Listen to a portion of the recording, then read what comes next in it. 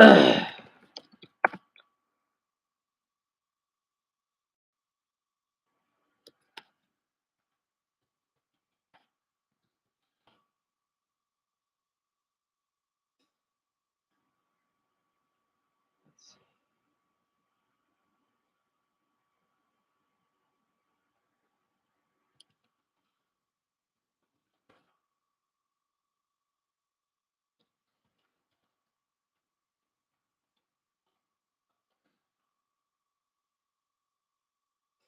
All right. Good, good. Well, at least I didn't have to unplug the router. So I want to screenshot what Eric said. It was a cute comment that he wanted to give me a hug, but oh well. I'm gonna make her a burrito on the hack.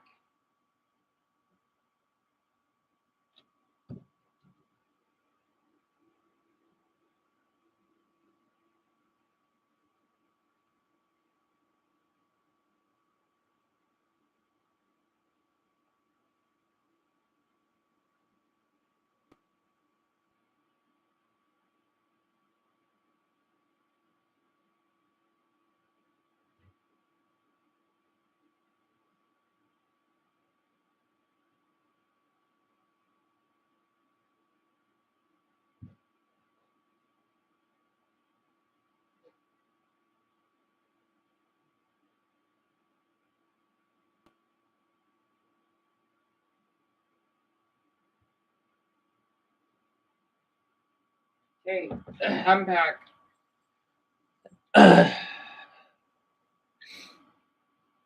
All right, where was I?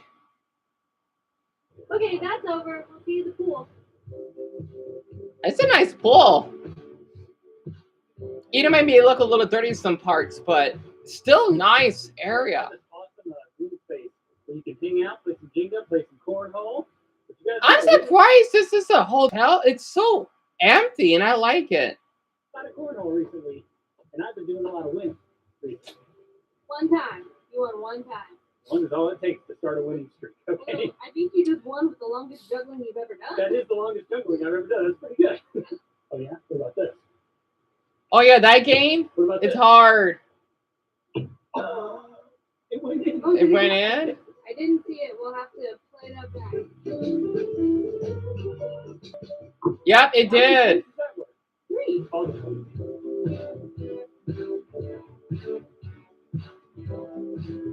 How did they film all this? I'm impressed. Yo, look what I just found. 50. Either our lucky day or I'm telling all of you. $50. I'm telling you, this could happen where I live. This could happen. The most money I've ever found was let's see, I think it's a dollar bill. But yeah, it was a $50 bill.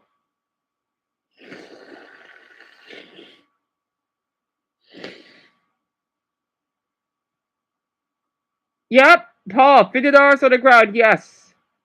Yes. So for more foreigners, that's what our $50 bill looks like. really gonna play a prank on us. What do you think? I don't know. I'm always so scared to touch money. Yeah, same here. Because I sometimes feel like, am I stealing?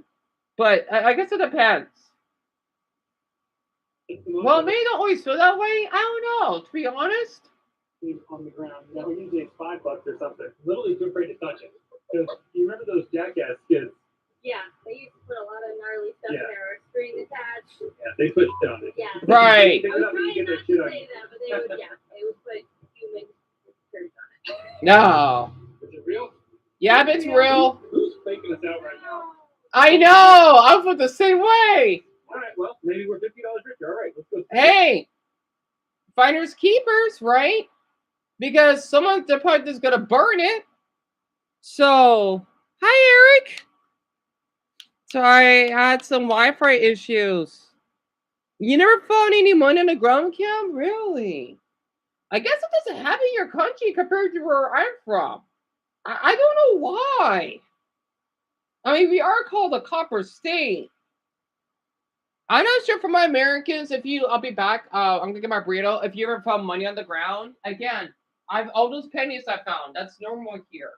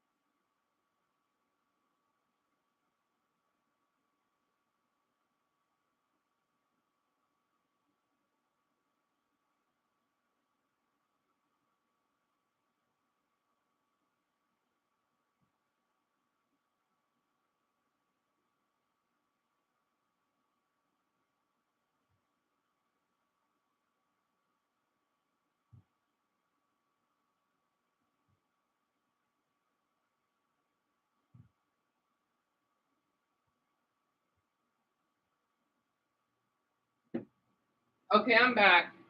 I got another burrito, and I'm gonna add some green beans. Wait, what did he say? In that 50, so we ended up handing it off to the owner at Grand Avenue Records. Well, just in case the rightful owner comes back. Oh, that's sweet.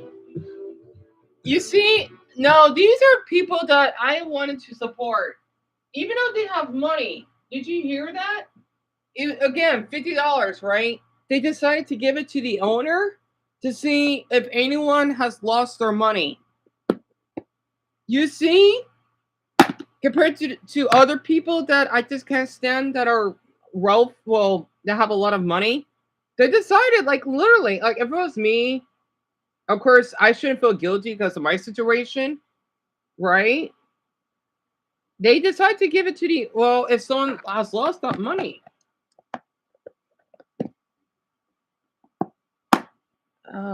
Michael, thank you, спасибо, and hello, Richard and Brock. Right, Sarah? One thing you absolutely cannot leave Phoenix without trying is traditional Native American fry bread. What? Look at this. Huh? No Indian fry bread way! is usually- Native American? I never see. You know what? This is gonna sound really guilty of me, but I never seen a Native American food before. Navajo, pretty much. Simple ingredients. It's just flour, salt, fat, and water. Once the ingredients are mixed, it's formed into a flat dough bread that's then deep fried in oil, and then it turns into these beauties. So this is technically the fried bread taco. Oh my god, it's heavy. So of course you have the golden fried bread that is still nice and piping hot. You get to pick your meat. We went with the beef with the red sauce. There's some beans in there, some sour cream, some classic lettuce. It's an intimidating taco. Wow, that looks delicious. Well, the beef and all the ingredients on the inside, obviously chock full of flavor. Right, but the bread really is we said at the same time. perfectly fried. A little bit kind of gooey on the inside, but then kind of burnt Hi, a little Mia. bit charred on the outside. It's so simple. That's so delicious. I'm most excited to try the sweet version, y'all. This is their cinnamon and sugar fried bread with butter. You pay $1 extra for butter. And Right. I happily did that. This bread, man, it's just so light in air. You can see the huge air pockets in there. I like how they said y'all. Oh my god. Cinnamon, sugar, butter, fried bread.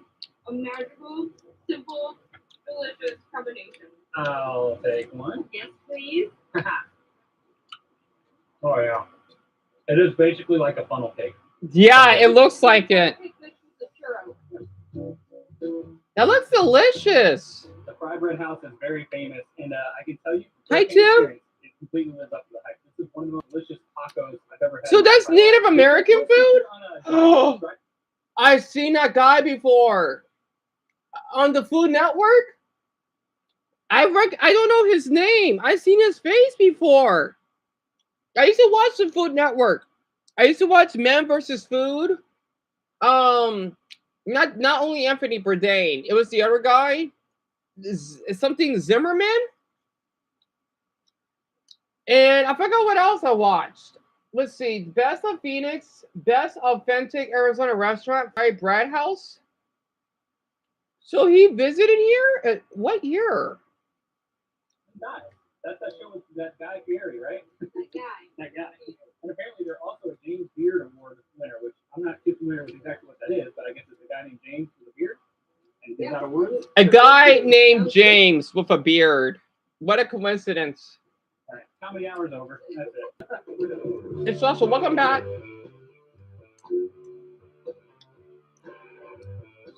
We heard about this shop called Curious Nature. It's supposed to be very, very strange. Yeah, so we're not really sure exactly what to expect, but we're very excited to check it out.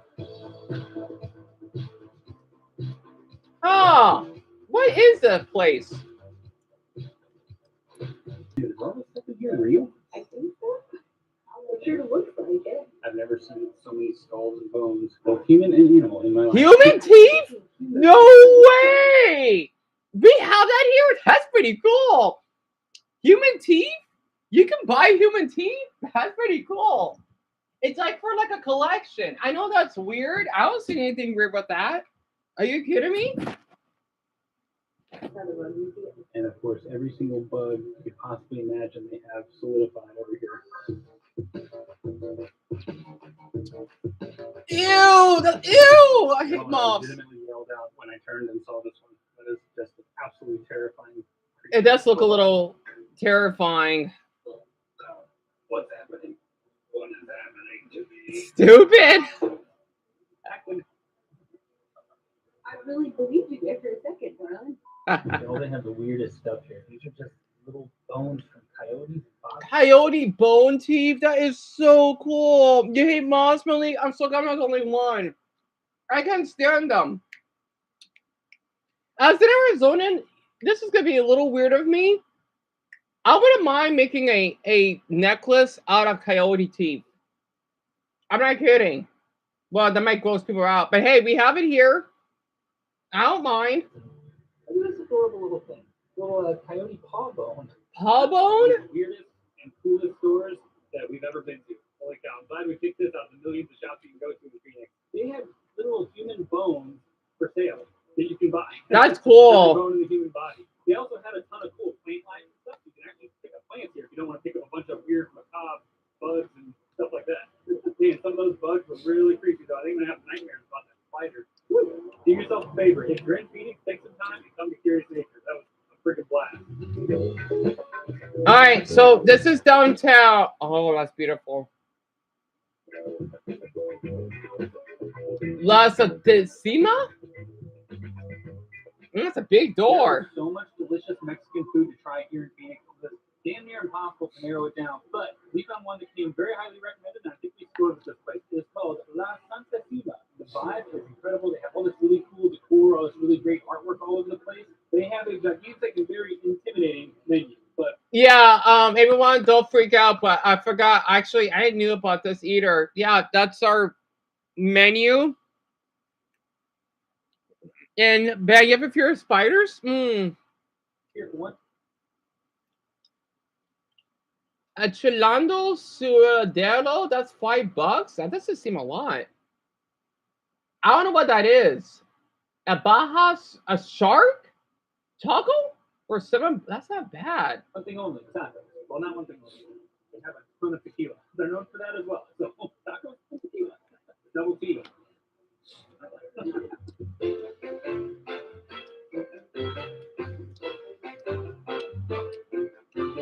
Oh, Francis will love this. Check this out. So you can get the taco plate, which is a mix and match of tacos. Man, they have a lot to choose from. It's very, very difficult. We had to get recommendations from our server, but this is the one I'm the most excited to try. This is the chicken mole taco. So it's basically just a blend of spices, sesame seeds, chilies, nuts, and then some Oaxacan chocolate down the hatch. Chocolate in a taco. You think it would be weird, but it's so delicious. It goes so well with the chicken, surprisingly. It's a chocolatey flavor explosion with tender chicken in the middle. It's like a dessert almost. Oh my god, it's so hard to choose, but I think I'm gonna start with the Santa Cima specialty. So this has sauteed poblano peppers, mushrooms, onions, spinach, garlic, and herbs, topped with toasted Oaxacan cheese and salsa. And then I got steak on there. Oh my gosh. I'm so excited. This looks delicious, doesn't it, huh? There's so much flavor in there. I love all the vegetables. The steak is Yeah, this is Mexican food. crispy but tender. Like actual And then Mexican all the food. creamy cheeses and sauces. Taco cheers. Never like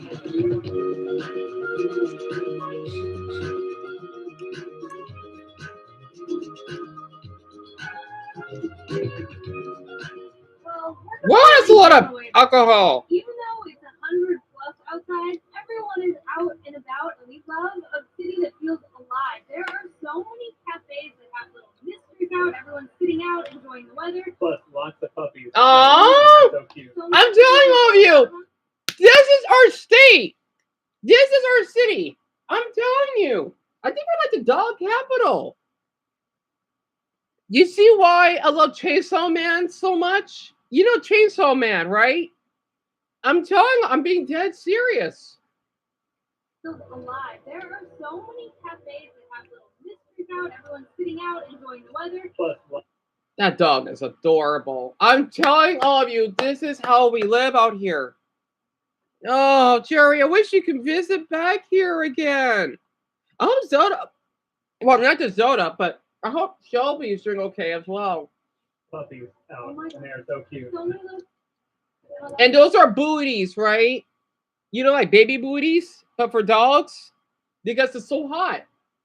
Have the little footies on. I guess it's a hot asphalt, but it's adorable. We came to Wilderness Brewing Company. And this brewery just has such a There's cool our vibe. flag. You go in, everyone's just like chilling, drinking, hanging. So, everyone, I just want to be honest. This is how we dress here. I'm not kidding. So, look how these people are dressed, right? That's how we dress out here. Well, you can't really see it that well. Like a lot of girls, especially the white girls, right? I think Haley, she can relate to this.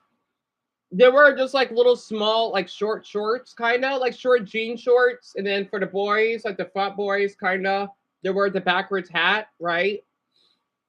And shorts as well, and like a normal tee.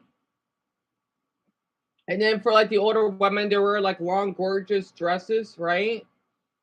That have the like little strap-ons in the back. You go in, everyone's just like chilling, drinking, hanging out. They have so many beers on draft, you can't even keep count of them all. And you can feel good coming here because apparently they work with farms that have converted to barley production, which is a winter crop, so that they use far less water. And so buying beer here helps save Arizona water rate. So drinking alcohol will save us water more. That's pretty neat. You almost had it. As usual. So close. I tried my first beer. It was just like, I was on a roll. Not the brewery totally, but the whole organization in total has saved 425 million gallons of water. I'll drink to that. I will happily drink. And then another hotel. Just like that, our time in Phoenix has come to an end. Oh. We're back in Clementine. It is the hot spot. The hot box when you're in here. Oh, thanks. Because you're hot. Yeah, but again, if You never drink alcohol, Purple? For letting us crash at the Aiden. It was so much fun. We're gonna miss the pool, the bed, the endless shower, the workout room, the bar. It was really like a little slice of heaven on earth, wasn't it? But now you're back. Compared to this, Now yeah. you're back in your home. You're right. It is always fun to get back in here. And we're heading further west. I guess we're doing it. We'll see where we end up, though. On the side of the road again? Hopefully not. It's actually, we've been driving really early when the temperature isn't so high. So. Yeah, you guys, we got on the road before 7 a.m. today. I think that's a new personal record. But we had such a blast in Phoenix. We'll make sure to link to everything we did down below so that you can recreate our awesome trip. Yeah, it might have been hot, but we really enjoyed Phoenix. There's so much culture there, so much artwork. There's tons of delicious food and bars, and that's our jam. All the best of everything. And for people to say that we don't have culture here, you haven't lived here to understand.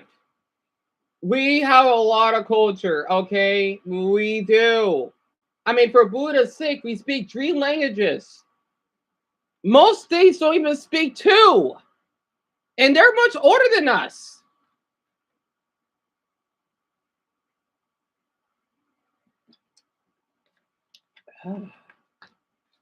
Anyway, that's basically my state. I had to share that. And Mia, it's my pleasure. Hey, Brownie.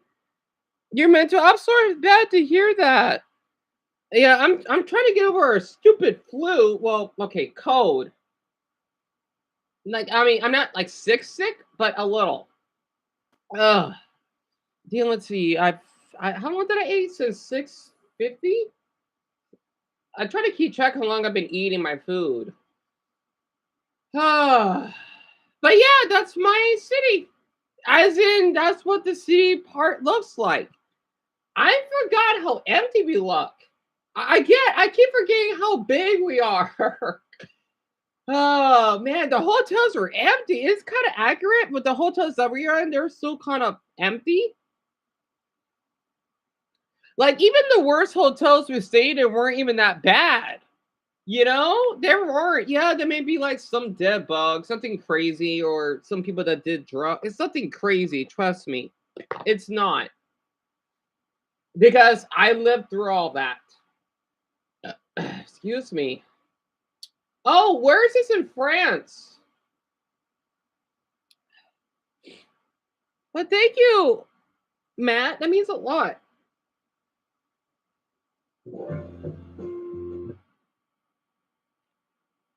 Yeah, you can tell I'm sick, buddy.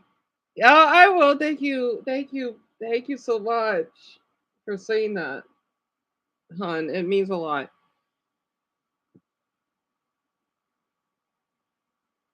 And Zoda, it's my pleasure for sharing.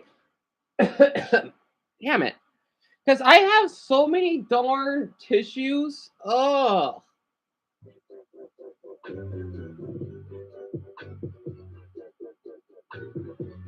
Trevor, that means a lot. That means a lot. So this is not Paris. Where is this in? This town is just Where is this in France? It's a German word, but it's in French. yeah, this village actually. Oh, it's right nearby the German border. So Paris is here, right? And then it's below Strasbourg. Oh, it's not too far from Switzerland. Interesting. And there's Luxembourg. There it is. Luxembourg's a tiny country, right? I see the French flag. I know Daniel will like this too. Again, I've been to France once, right? Oh, so that's right. That's where Guernsey is. I've heard about Guernsey in Jersey. On the northeastern part of France, right near the German border. So there's a lot of Heims around this area. This town is just about as charming as it gets. From the top down, you can see the village is very small. It is made up of these like concentric circles with the village square right through the middle. There are these adorable cobblestone streets lined with timber This frame is houses. France? Oh my goodness. It's like Germany. See, it's just like here where I'm from, right? I see the little French bread hole. Um, like here in Phoenix, right? We're way different than where Mason and Dumbo is from because we're more Mexican and native. We look like we're Mexico, right? But I'm Tulsa, California. So it's kind of like this for this place in France. It's all just begging to be wandered through, especially in slow motion.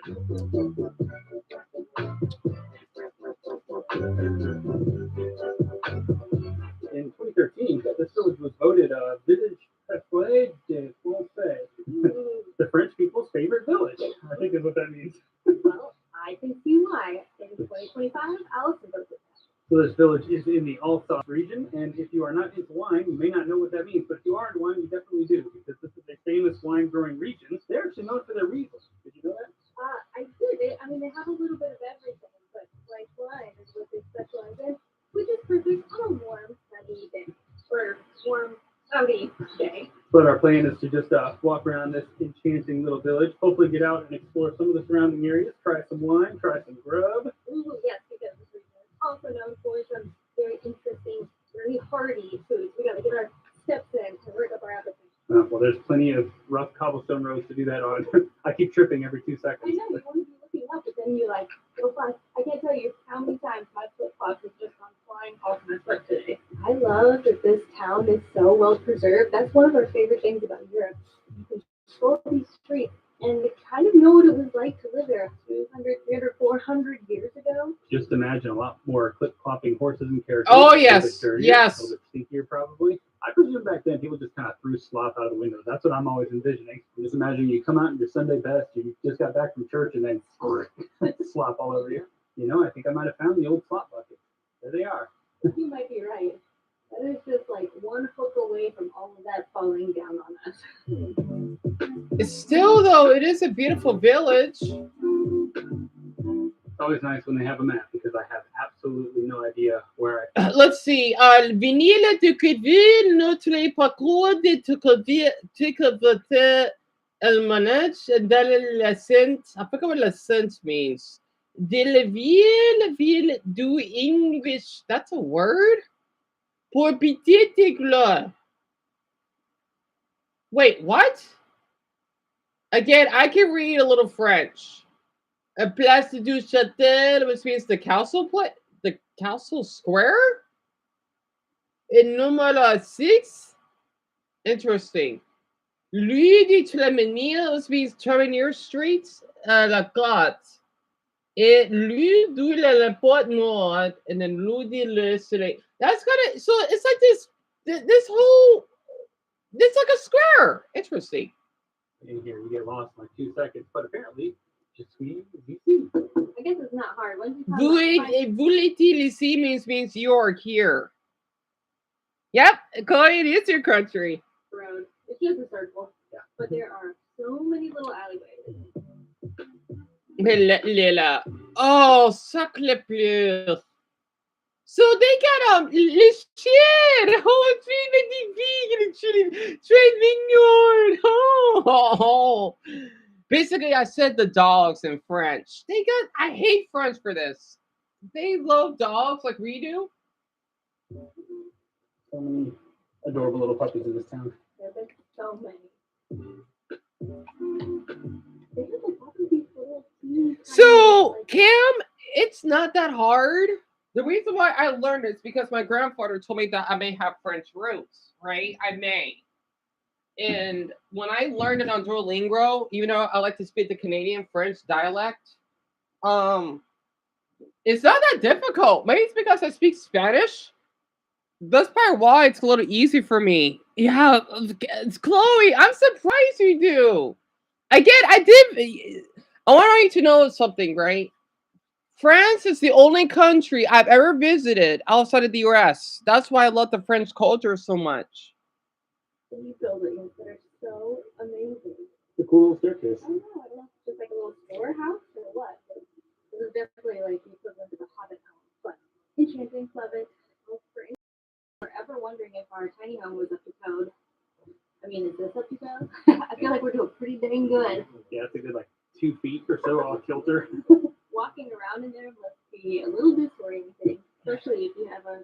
Oh, so that's the name of the place. Okay. And then go perfectly straight on top of that. How does that sound? This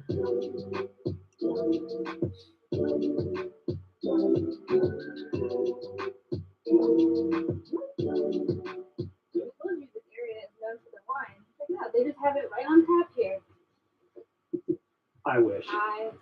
I wish. In a fantasy land. When I'm a million billionaire, when I have one of these in my living room.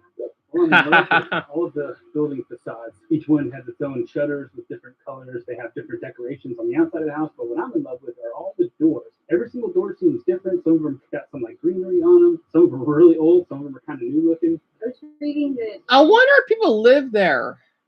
It's pretty enchanting in winter. It's definitely a different vibe with the snow, and they go all out for Christmas. But you don't get all the flowers and amazing greenery. And I imagine everything wouldn't be so open to the outside. I think it would be a lot more closed off. So I think summertime is the time to come.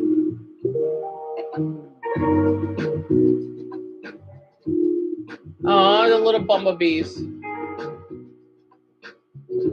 Is that a butterfly? We're actually staying right in the heart of the city center in a historic little apartment. What is that? Oh, yes, Trevor, yes. I thank the French so much for that. Oh, yes. I knew about that a long time ago. And Matt, yes, they did have the Olympics last year. I enjoyed it. I may need to share some clips. You know what? Oh, they went to San Diego. Okay, very quick. I want to show off what San Diego looks like because there's a lot about France. That's just one portion, right? We're talking about Nice. We're talking about Burgundy, Corsica, right? Corsica is like an island. They actually, I've heard that the Corsicans, that's what they're called, right? Think about Violet. She would understand. Think about Sicily and I forgot the other name of that cute island. They want to be their own country. They even have their own language and their own flag. It's really interesting. So this is the closest, biggest city from where I live, right? This is San Diego. I love the city. I do. We've been there a couple times. This is basically like the seaport. It's not far from where I live. Well, by car, it's only I think 5.5 hours from here.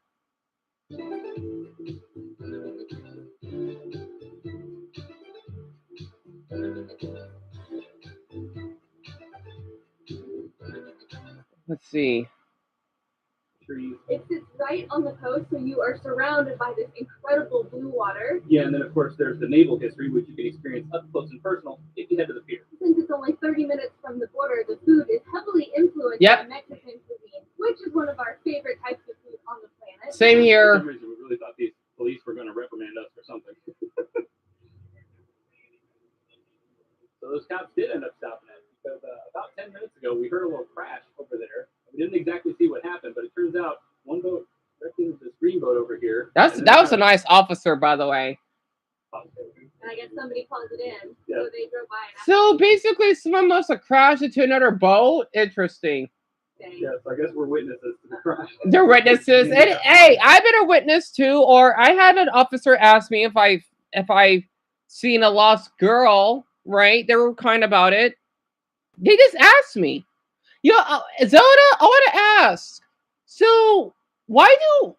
Okay, so do cops randomly like? Okay, I was walking out back home at night, right? Do cops randomly just ask people like, let's just say if you're looking for someone that's missing, right? Do they randomly ask people if they've seen that girl? Like it just happened unexpectedly, right? I told them I haven't seen her, and they just thanked me, and they're just driving. I just told them, "Hope you have a nice night," right? In Arizona, habit. Um, because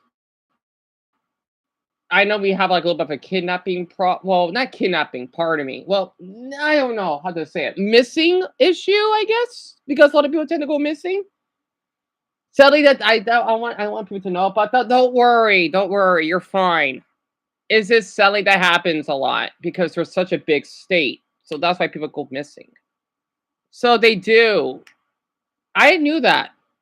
Interesting. Yeah, Malik, it does happen. It was like 10 minutes ago, and they're already over there investigating, taking photos of the boat. And they have the other guy already pulled over here. San Diego Marine Police, Stern Affair. Well, we've got a couple days in this city, and there's just so much awesome stuff to do. It is going to be hard to pack it all in, but we're going to do our best. I think it is time to get started. So let us get it. What do I say? Is that your big finish? No, no, no, All right, let's go.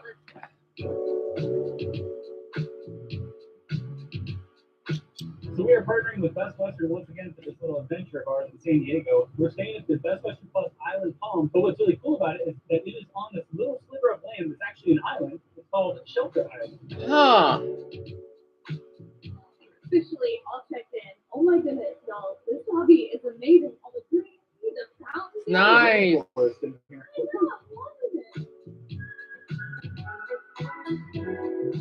Alright. It is. It looks cozy. Check out that view. Let's oh wow, that is a nice view. That's a really nice view. Call a $1 million view. Yeah, pretty much. $1 million view of $1 million yachts and $1 million houses. Alright. The plan is to get all settled in here, and then we're gonna take on San Diego. There are about a million different things to do in this city, and we decided the best way to get started is to stuff our faces with a big, fat burrito. Well, we need our strength for wandering around. Exactly. Of course, this is not any old burrito, y'all. This is the California burrito, and there's a very special ingredient in there. Very, very bad for you ingredient. But very delicious. Anything else you want to add add to that? Yeah, I guess. Let's just go eat the burrito. Let's let the burrito do. The taco stand?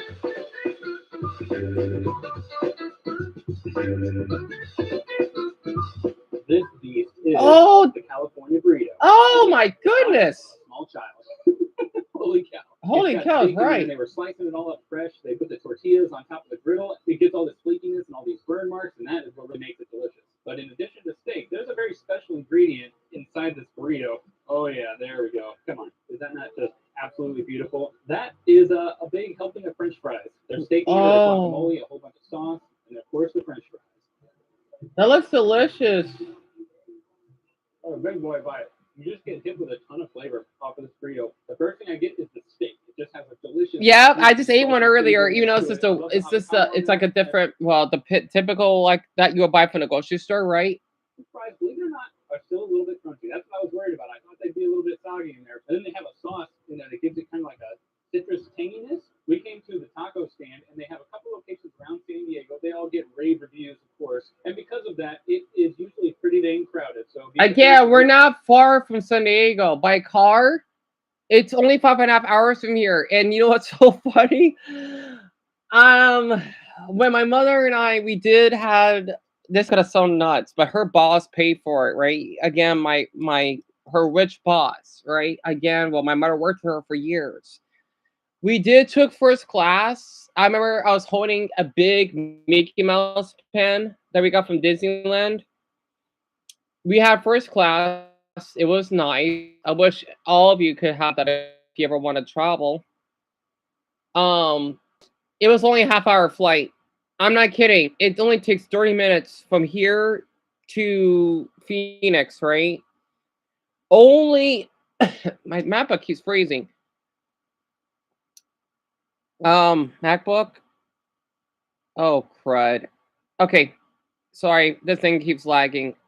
Only 30 minutes. That's how close we are from California. We're that close. But it's like if Chloe is living in Paris, right? And she's going to London. That's how close it is. I know. And for good reason. The burrito is just absolutely off the chain. I'm not a big burrito girl. Maybe I'll do a breakfast taco, but I would always prefer a bowl or fajitas or something. A plate. This, however, is magical. Plus, obviously, they've got a whole like salsa bar, so you can dress it up That looks however good. you like. San Diego is known for having the best California burritos, and it is a very hotly contested topic which one is the best. But this place came highly recommended, and I mean, you guys gotta see the reviews. Best burrito in my life, my favorite burrito in San Diego, best burrito I've ever had. And I can say this is about as top notch as a burrito gets. It's a good start to our little adventure here in San Diego. Plus, this neighborhood is really cool. We're gonna have to spend some more time here. There are just so many dogs out and about. Again with the dogs. Why am I keep finding these great places with dogs? That is one beautiful dog. It looks like a Dalmatian. When I look at a car, there's a dog in the window instead of a human. Well, California, you know what? I'll take it back. Because I love my dogs. I love my dogs. So I would like, oh. Oh, the secret's out. Oh. You know, the burritos are delicious. Oh.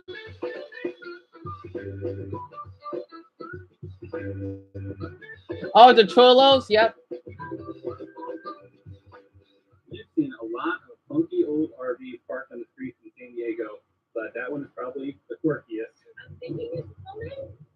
Wait a minute, Dumbo. I told you, right? If you're still here, one of the fans was I forgot who it was. Oh man, I don't remember who it was from California. Who was it? Oh my man, one of them was from here. I don't remember which one is which. It's either Jack or Cole that's from California. Darn it. And you love dogs too, Haley. I'm really happy to hear that. I know it's kind of ironic, isn't it, Joseph? And I did this on purpose. Oh wait, no, I did this by accident, right? I didn't expect to be like a third video of us seeing dogs. Homemade. You guys can stop to get coffee and look what Allison got. The best painting in all of the world. Oh, cute. Oh, that's so cute. I'm gonna buy Dumbo that. Perfect amount of navy grumpy. It's our first piece of artwork that we bought for our tiny house, which, if you guys are wondering, that's still a thing. We are just It's for their R. I guess they're living on an RV. But we will be. We will be back there and we're doing it. And nobody's there doing it while we're gone, by the way. For some reason, you guys all have these conspiracies that it's like being done in the background and we're not working on it. Fake news. Speaking of art, you look like a piece of artwork yourself. Thanks, you guys. I'm rocking my new bomber jacket. Oh, don't wear that. Oh, looks so good on her. Don't you dare. I want to buy one. Oh, man. Oh, I'm loving it. And fake news. Speaking of art, you look like a piece of artwork yourself. Thanks, you guys. I'm rocking my new bomber jacket with Good. shining. Oh, I did a cat emoji. Yeah, way more San Diego Sea. Yeah, pretty much, Paul. And it does. That's it. Yeah. Wait, I saw an Italian flag just now. I gotta say though, considering what Californians are going through, it's just so weird how expensive it is. Yet they're doing so well in certain parts of the state. I think that's only LA and San Fran that are not doing well. San Diego, they're better off. And oh yeah, this is for the Marines.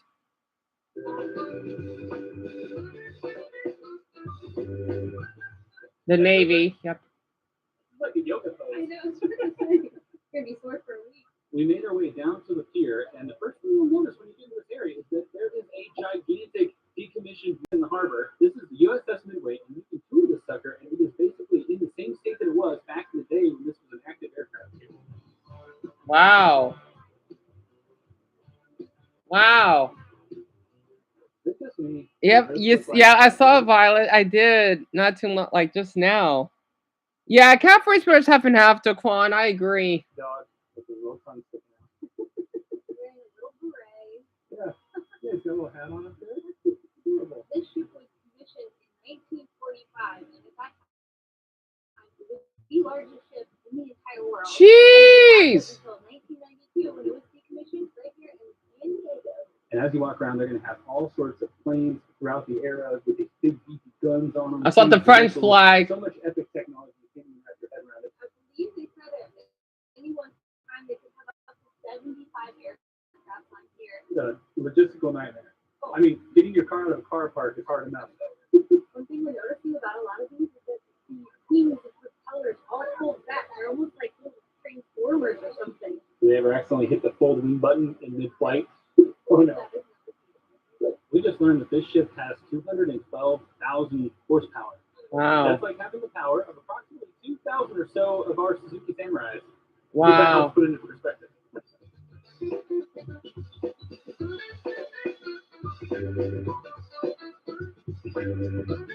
Huh. Oh, just like my battleship. Literally. It's really hard to keep in mind that this is a real naval ship and was in many battles. It's not just a prop, it's real. And now we just get to run around and push buttons and stuff. But You've been pushing buttons? I've been too scared. I'm afraid I'm going to set off a missile or something. Did you hear that? That's funny. You might have really just blown something up. That's funny. We found the mother lode. Holy cow. Man, is this what they're gonna do in the Navy? That's insane. You have a pure place guarded? Yeah, you're far from the only one having a pure planes. I wonder how Francis and Paul thinks about this. Right, Lisa?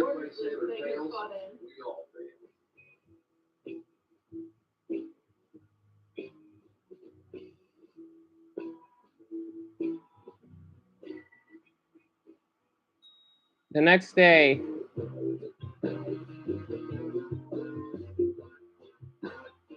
Guys, today is Valentine's Day, so we decided to spend the day at the Best Western, have ourselves a little chill pool day, and maybe a romantic dinner later.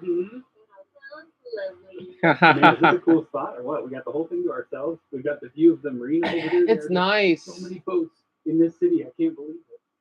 only those, and then there's about 1 billion houses in the hillside over there. It's beautiful. I think maybe one day retirement homes over there. Yeah, We'll buy one of these yachts. I don't even want to guess what the house costs or what a single one of these yachts costs. So. But same here, we get the same amazing view.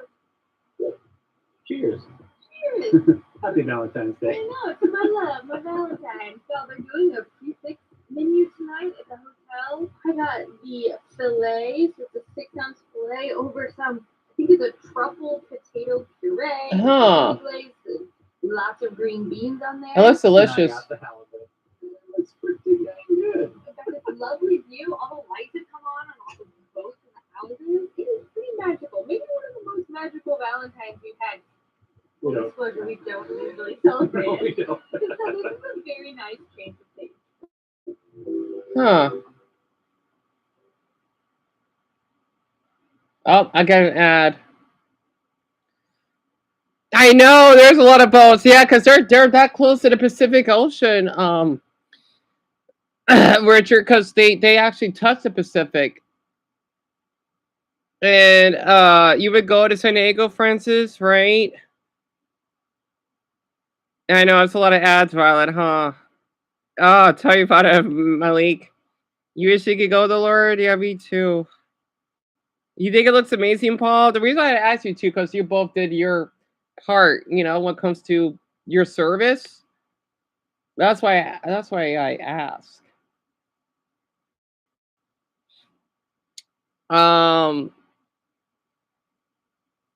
Yeah, I know, Haley. There's a lot of buttons, isn't it? There, yeah. I wonder, like Dumbo would say, where the heck is Darren? Where is he? Man, I do miss talking to him now. Oh, that's cute. You drew a unicorn? That's awesome. You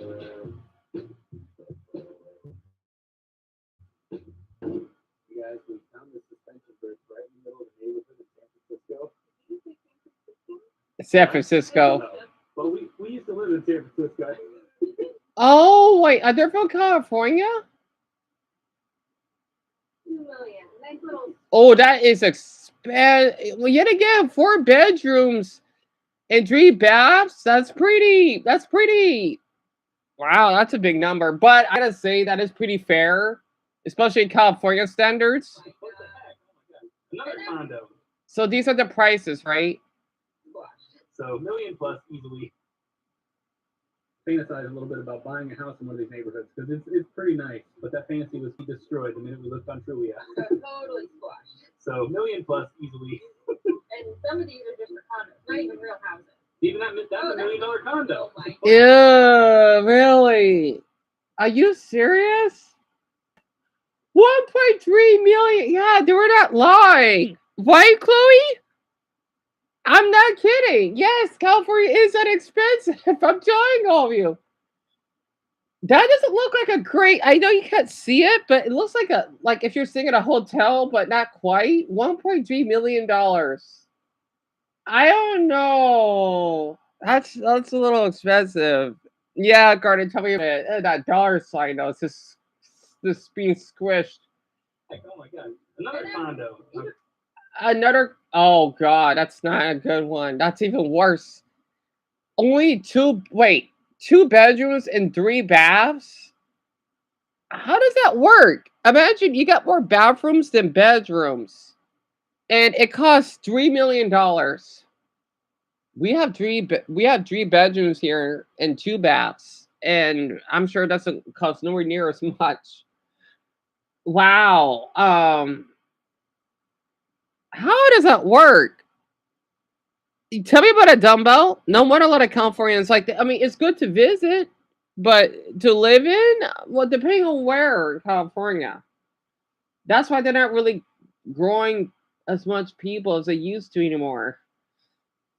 Back to when I was Eric's age, yes, but not now. Oh, $3 million. Yeah, I don't know, Haley. I didn't know that was even a thing. So these people are entrenched. There's no houses for sale here.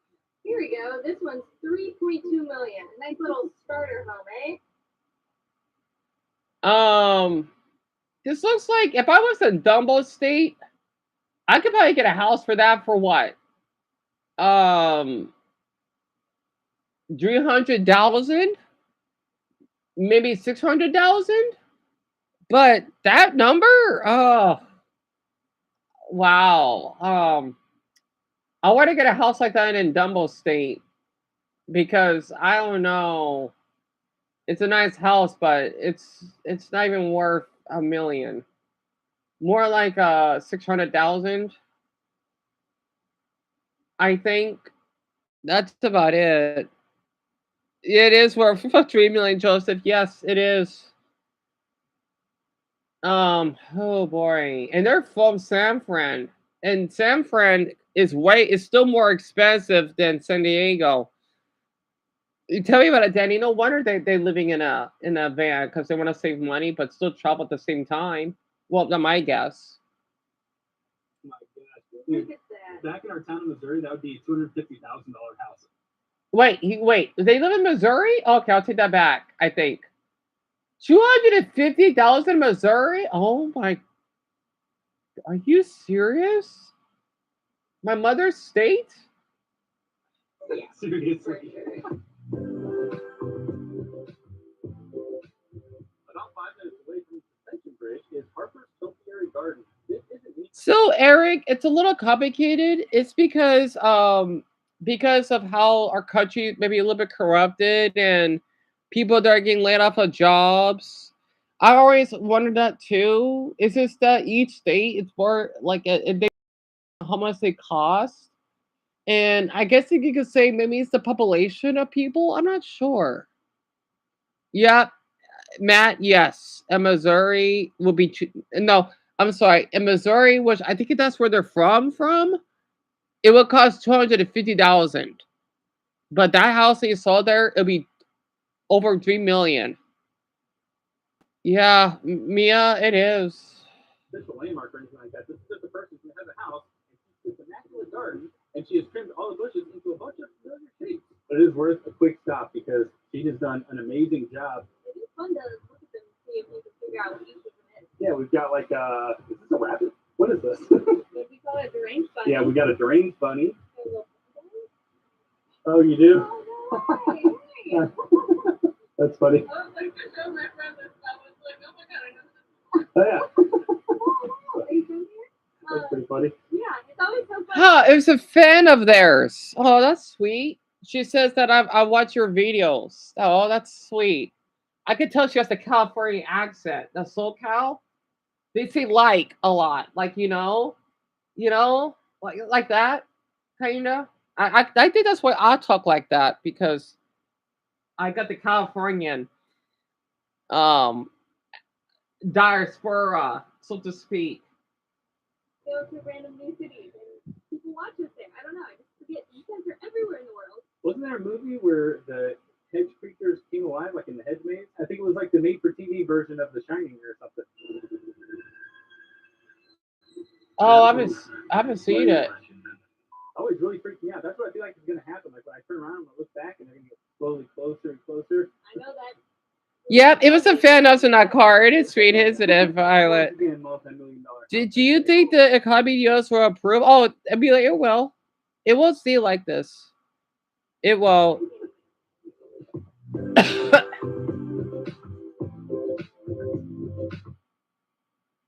Street Vantage Marketplace. The gal we met at the topiary garden actually recommended that we come to this spot. This is the Kirk Street Antique Mall, and it is apparently San Diego's largest consignment store. Is that what you call it? Antique mall, all those things in one. Some of the displays are so complicated. There's so much stuff. It's hard to take it all in.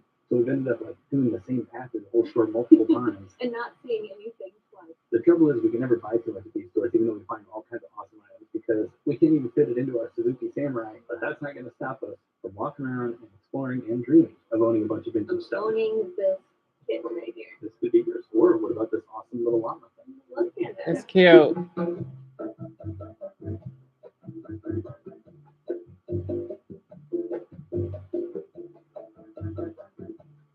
Huh.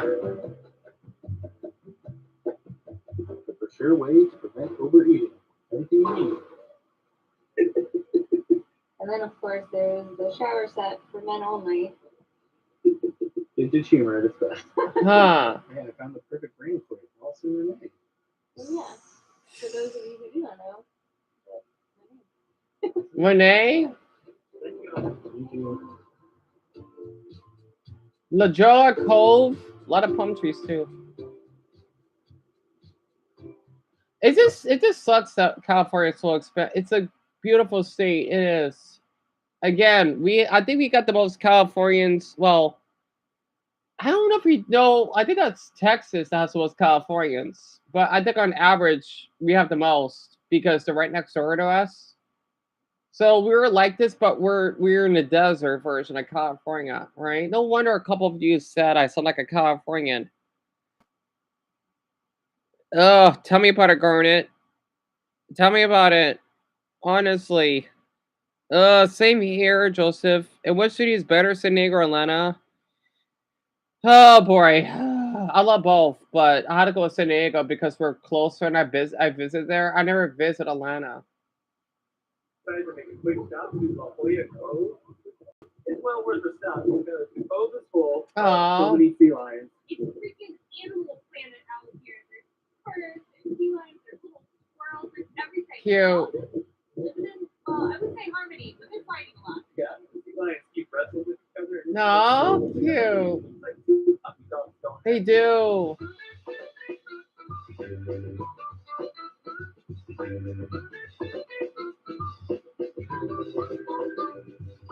Oh, really, Jerry?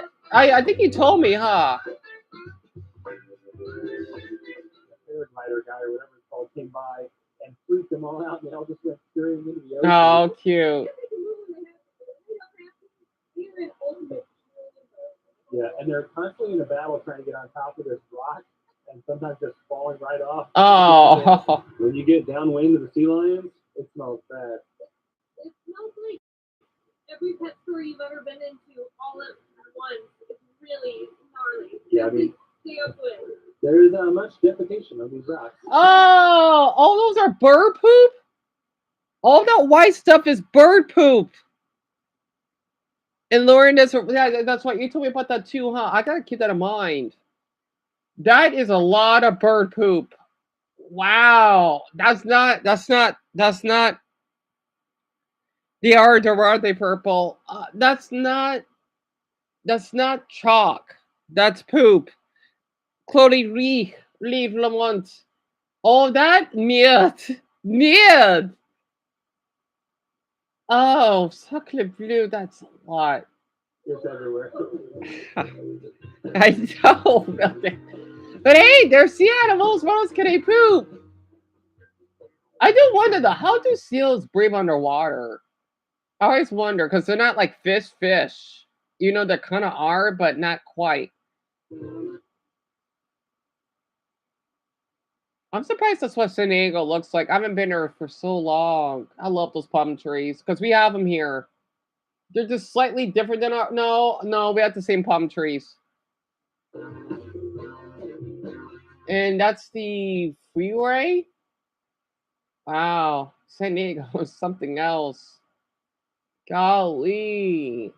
So this is the place, huh? That's a nice freeway. One thing we are really digging about Canyon Trail? Anywhere you go out from the city, you'll just run into epic nature preserves, hiking trails. Sometimes they're just right off the highway. Like this one, you literally get off the interstate, you're immediately in the nature preserve. Wow. You never expect there to be canyons. That's disgusting, Carter. Richard Delay.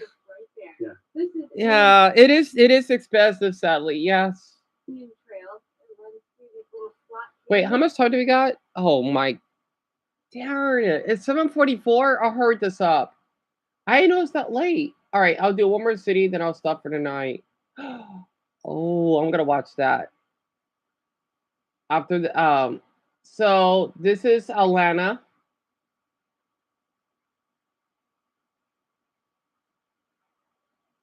Actually, I don't really know much about Atlanta. I know Dumbo does.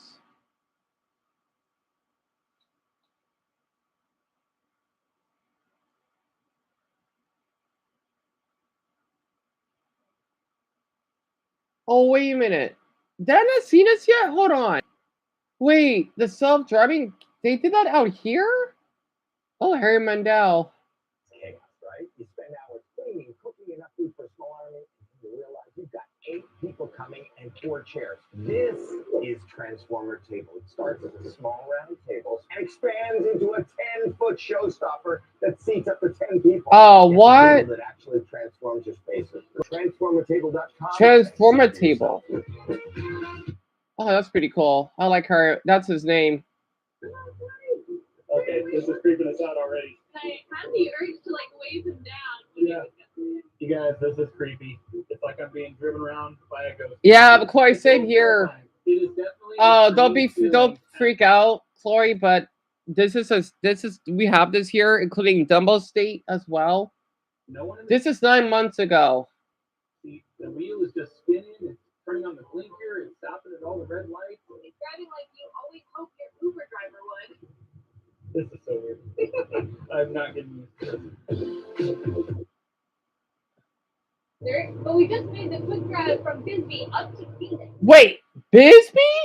You mean nearby the border? Oh my goodness, that's a long drive.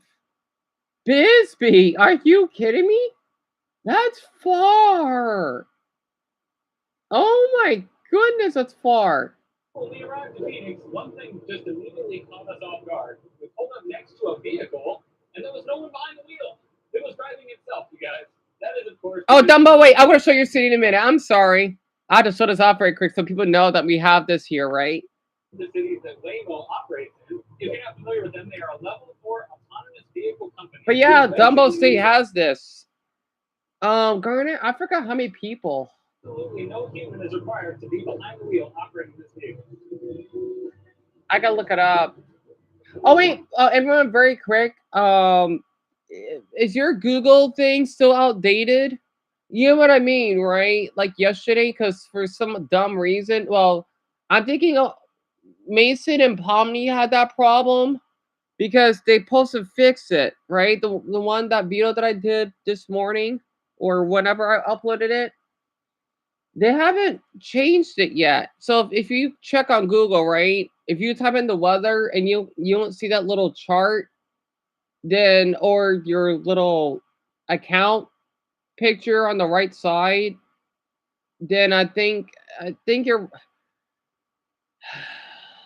I think I'm supposed to be fixing it. I don't know though.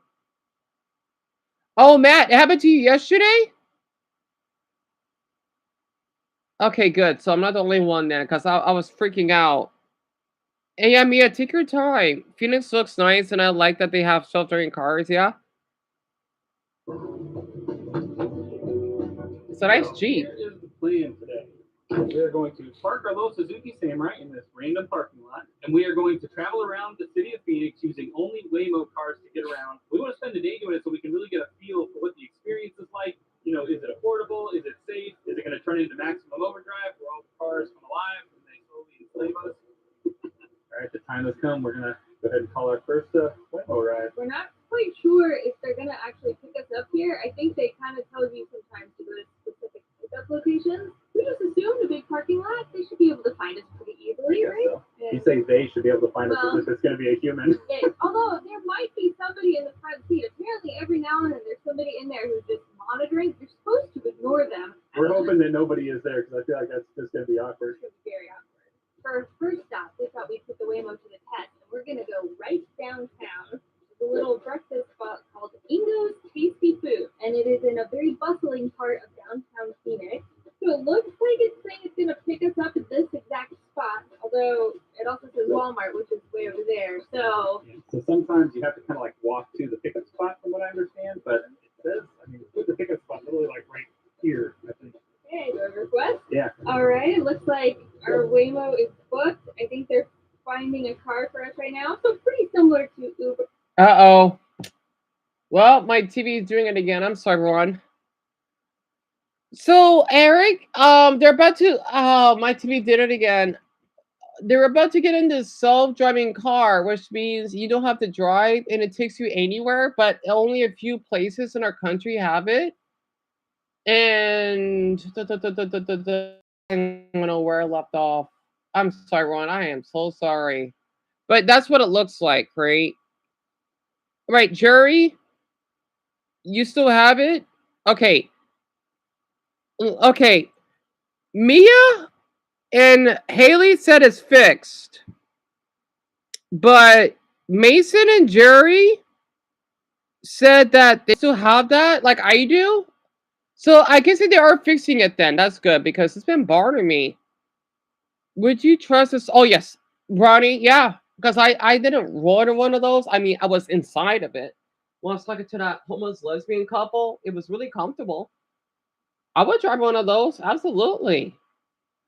Plus, thank you, son. Honestly, it means a lot.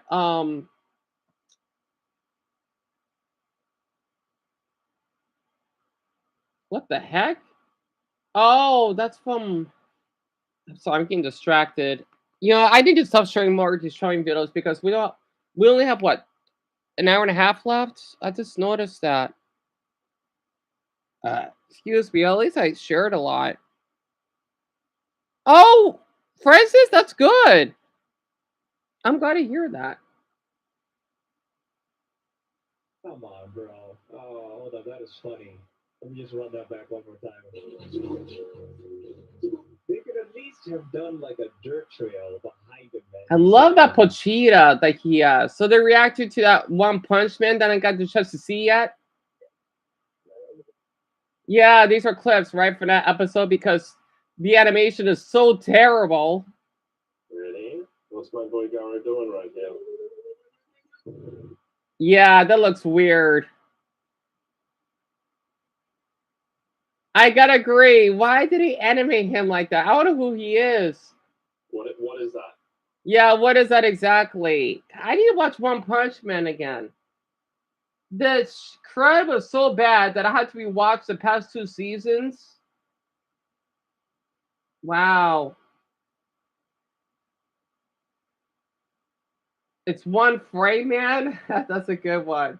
One Side Man. That's a good one too. What's funny is most reactors don't notice the bad animation. It does look bad, and I haven't seen the season yet.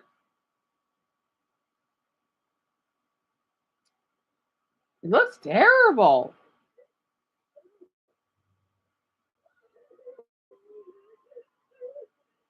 We're just gonna keep going. Hmm. So everyone's read to the episode.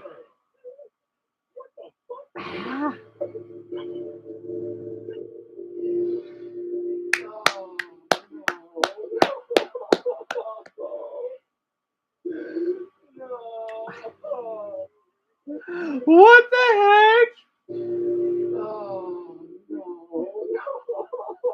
Is that badly animated, huh? What the heck is that Frieza thing? Interesting. Huh. We're not even like trying, dude. Oh my god. Is that bad, huh? We're not even trying, nigga. I can do better shit than that. Come on. You had a PNG image, you just slid that shit down. Yeah, he has a point. I get it, you know. Like, Yeah, it's supposed to be like a little, what is it, Dumbo? A meme? Because this animation from this anime, it's called One Punch Man that I used to love to watch, is so terrible. They added him crying, right? Because it's so badly animated. That's supposed to be the joke. And Garnet, this was 10 days ago. I love One Punch Man. Oh. Now, at what point does your fucking pride? Oh, you didn't hear that. Director. It does look terrible, though.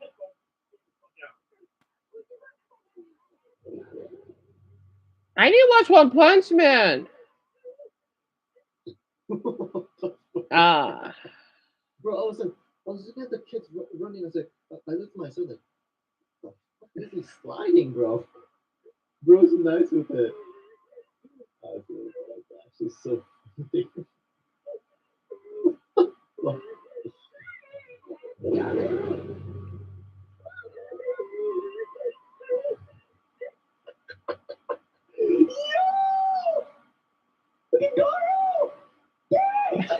Honestly, though, if you look really close at the screen, you can see the grass kind of moving to the side, but just sliding. Slide lock. Yeah, I noticed that. Smooth.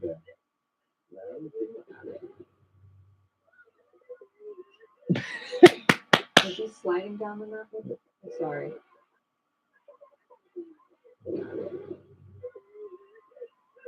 Yeah, why is he doing that? What is he doing? I think the animators have rushed it a little bit too much. Yeah, Kev, he has. It's poorly animated. Loading? I gotta admit. It's Yeah, that's some slippery ass grass it's- or something. it's supposed to He's be. just sliding. He's It's just sliding it's down. like a PNG, He's just being like really smooth with it. Okay, guys. but like Yeah. someone is dragging it down.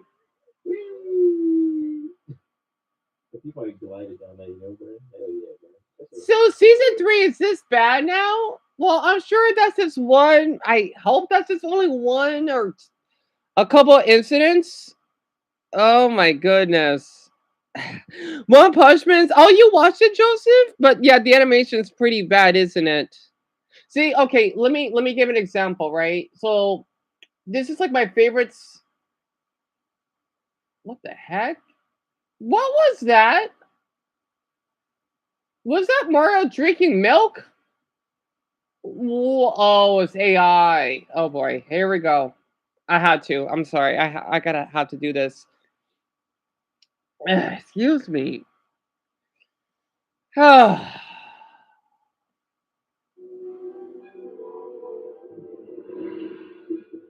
Why is there a monkey?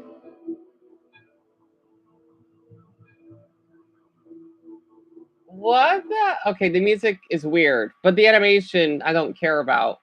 The music weirds me out more than the animation itself. I'm sorry, it's that same channel level. What the heck? Why is there two squids and they just combine together and then SpongeBob's eyebrows are missing? And I'm so confused. Yeah, Chloe, this is basically SpongeBob, but it's AI, right? It actually makes sense. Okay, that one is pretty disturbing. I gotta say, what the heck, Jerry? Yeah, I know it's something else. Oh, that episode when SpongeBob made that sweater out of tears, right? No, it's glass, and why is he barefoot?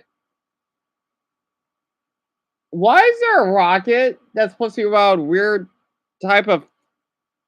I can't explain this. Was that supposed to be scribbling on the floor on the ground just now? Well, speaking of One Piece, um, what the heck? Why is Mr. Krabs a skeleton? Really? See, why is there? Why? I don't get it. Why is there Mario in here? Yeah, I tell you about it, Mia. This is only top of AI I don't like, and images. Depending on, well, I mean, if I had to use images of AI, then I will for educational purposes. But I wish my MacBook doesn't keep lagging. But that's Mario, right? Well, at least they got the animation right. I don't know, Joseph. Okay, that's weird. Um, I don't get it. Why is Mr. Crab sticking his tongue out? I don't get this. Yeah, me too, Purple. There's a lion with eyelashes, and then Skirwig just had what? This is weird. Because this person uploaded a lot of these, right?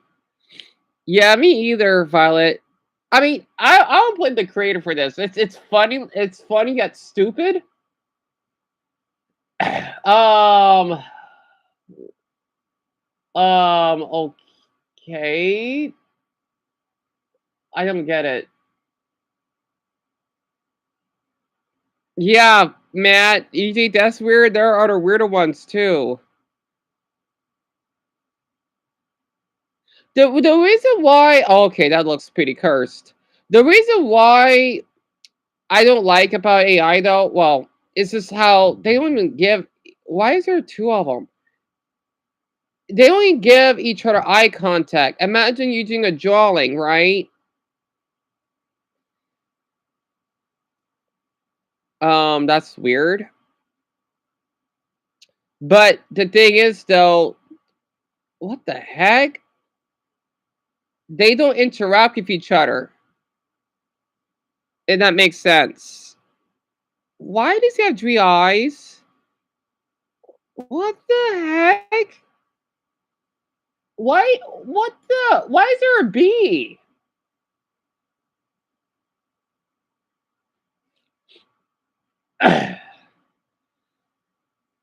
Yeah, that's what I say too, Dango. Honestly.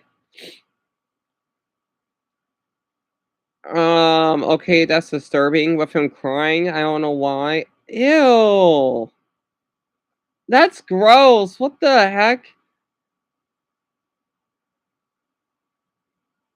Yeah, it is weird. See? Everyone, if you think okay, when you got a 9-year-old that thinks this is weird, you know this is wrong, right? A 9-year-old is aware of this. Yeah, it is weird, huh? Because the thing is, it's just stupid computer animated. It's really poor. It's just like poopy quality because it's supposed to represent these episodes, but that's not how these episodes are. It's poorly computer generated. It won't, even if it would advance, it won't do well. Right? Yeah. I mean, you got Eric that agrees with us. That's something. I just feel bad for the elderly that would think this is real. Why is brain out of, and now he's flawed? Okay, that's just weird.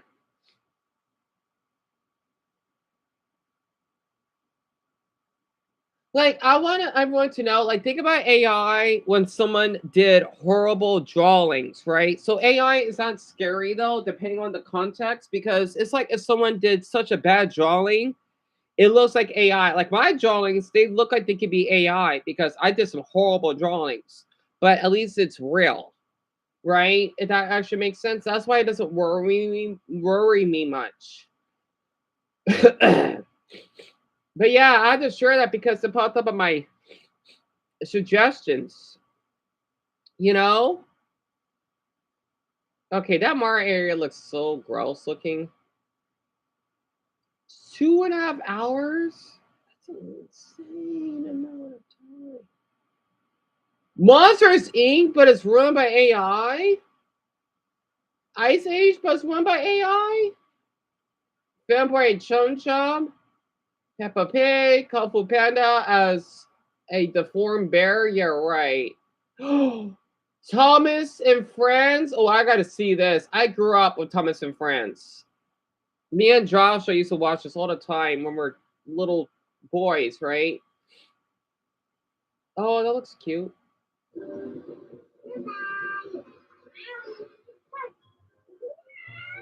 Oh, that's cute. Weird. I got an ad about trains, and we got this. Huh. Okay, the music sounds better.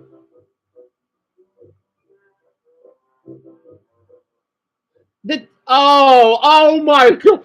Ooh, oh, oh. I hope I didn't. I hope Eric isn't traumatized. Oh my god, that was horrifying. Oh my god, Buddha, that was horrifying. Oh my Buddha, that was horrifying. Again, this is for children, right? Why is there a monkey?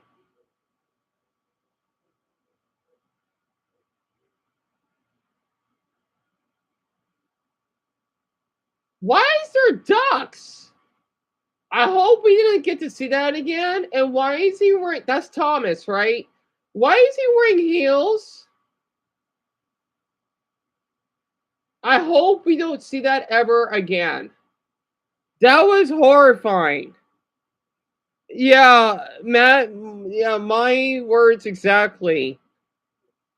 I used to have a crush on a boy in school. Oh, really? That's cute, Mia. Named Thomas. That's cute.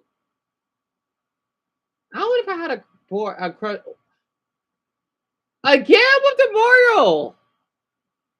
What's up with that?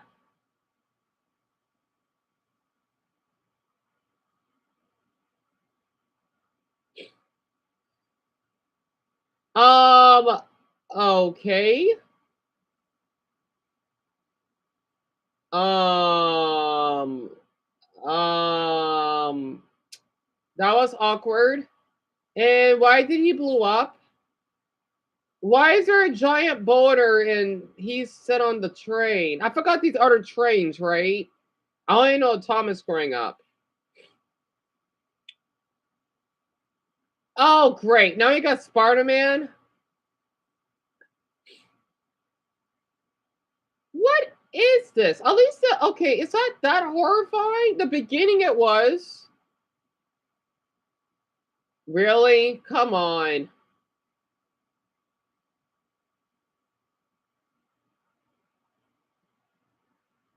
Okay, that's a little disturbing. Okay, so this wasn't too bad.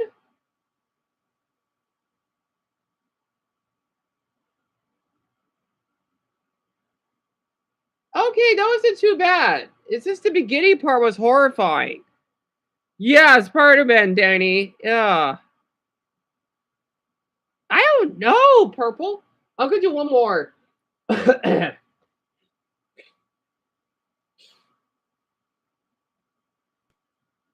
Cars 2. Oh, the furry odd parents. Wait, Jimmy Neutron or the fur?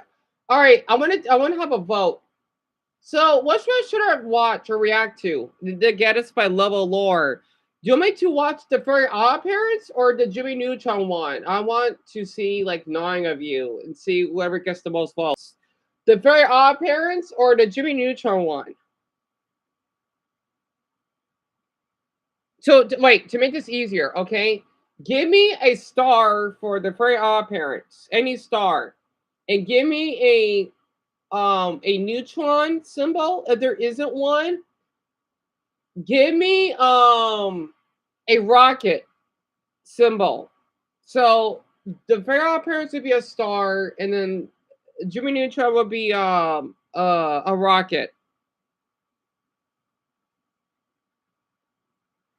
Ah.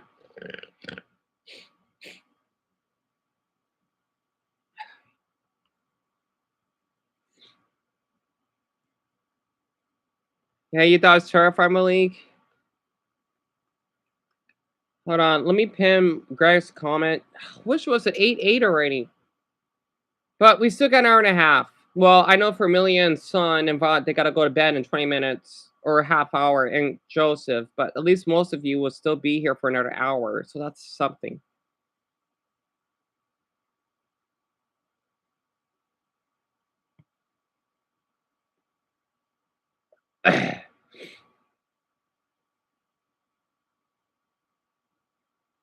Pin. There we go. All right. All right. I see 3 rockets and 2 stars.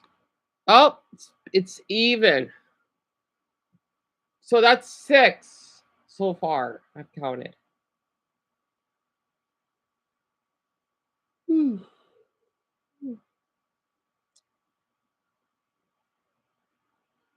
So Jerry, Danny, and Cam thinks Jimmy Neutron. Okay, we got 4 stars now. Wow, these are pretty balanced and maybe a tie. All right, 1, 2, 3, 4, 5. 1, 2, 3, 4. All right, so I'll do both. This seems pretty tied. All right, it seems pretty tied. I'll do both. Man, talk about diversity. So Wait, I'm doing the fair appearance first. So that's what Malik, Garnet, Mia, Chloe, and Violet, and Daquan wants to see. All right, I'll do both. They're short anyway. Only like 4 minutes or less. Haley wants to see Jimmy Neutron.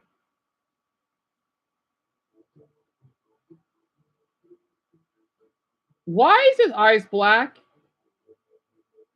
Okay, the weird thing is, it kind of reminds me of like the old version of him, like the pilot version, but this downgraded.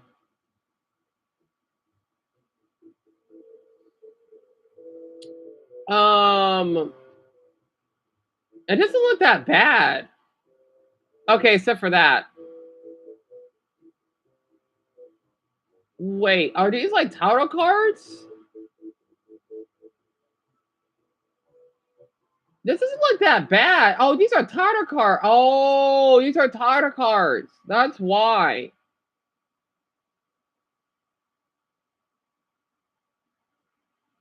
Honestly, this isn't really disturbing. Okay, except for that. Huh.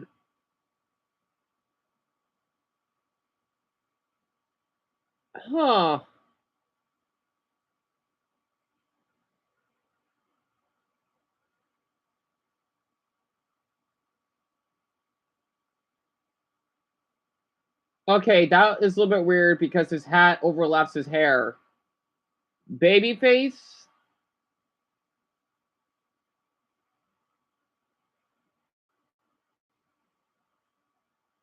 This isn't that disturbing. Because I expect much more from this. It's just so glitchy, of course. That's it. It's not that bad actually. Again, it doesn't mean that this is so like I want to encourage it. No. I just thought this would be more horrifying. But I guess not. Interesting. Yeah, this is a bit weird. Oh, right, Bronny. I'm glad you think they're funny. I'm glad to hear that. I'm really glad. These aren't that bad. I don't know why. I guess because his okay, that was weird. What the heck? Okay. Um, Again, it's like if someone did a drawing, right? They're terrible at drawing. This is how it would look like. Like for me, I would draw something like this. You'd be surprised. So this one isn't as horrifying as I thought it would be.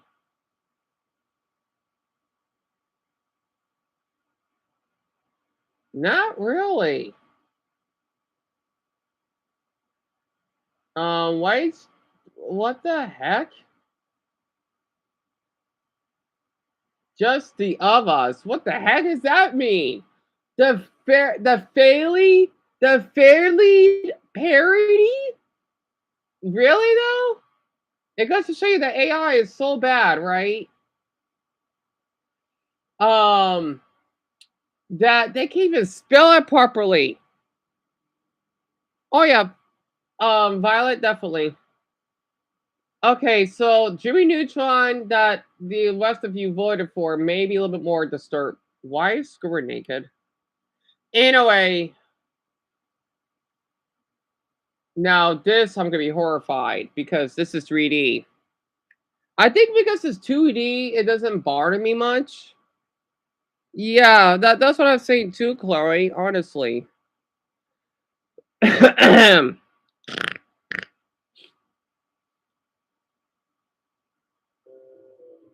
just have weird music because AI doesn't. Well, AI does have sound, but at the same time, it doesn't. That's supposed to be Carl. Actually, come to think of it, the first art appearance doesn't even look that bad either. Because if you look at the pilot, oh god, it's disturbing. This is nothing. Because the thing is, I grew up watching this, right? Wow, that's not even except for Sheen. Well, this doesn't even look that weird. This is nothing. Why is the building explode? I don't get it. This is nothing. This is it? Okay, now they're black for some odd reason. That was weird. What's with square word? Really?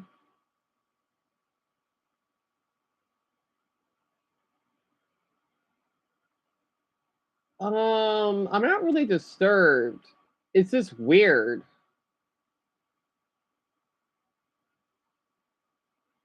Okay, except for that.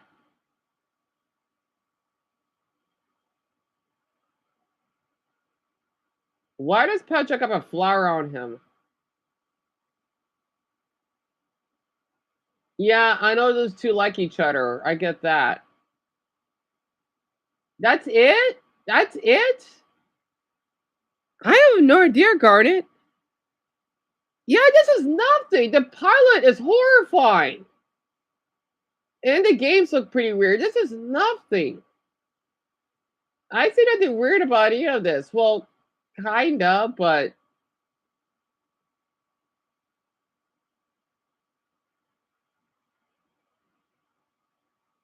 yeah, they turn black. I wonder why. The last part looks like a deleted scene. Oh, you mean when they kiss, right? Yeah, of course. Well, that was weird. Well, kinda. But yeah, tell me about it, Francis. I've seen worse. So besides that, since we got that out of the way, this channel's going pretty good in view count though, but he did a really good job. This is supposed to be the cancellation of Cartoon Network shows.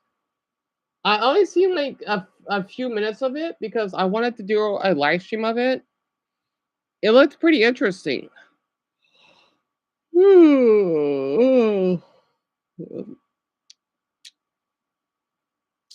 Yeah, yeah. So his name is Vlog Jam, right? He has only 9,000 subscribers right now. And oh, he did other videos. That one didn't do well for view count wise, but a couple of them have. So he basically talks about cartoons, right? And I could tell he worked really hard on this. This is basically Cartoon Network shows that were canceled, even though they're still back in the air, some of them. And since I grew up a lot of cartoons, right, I thought I could share this.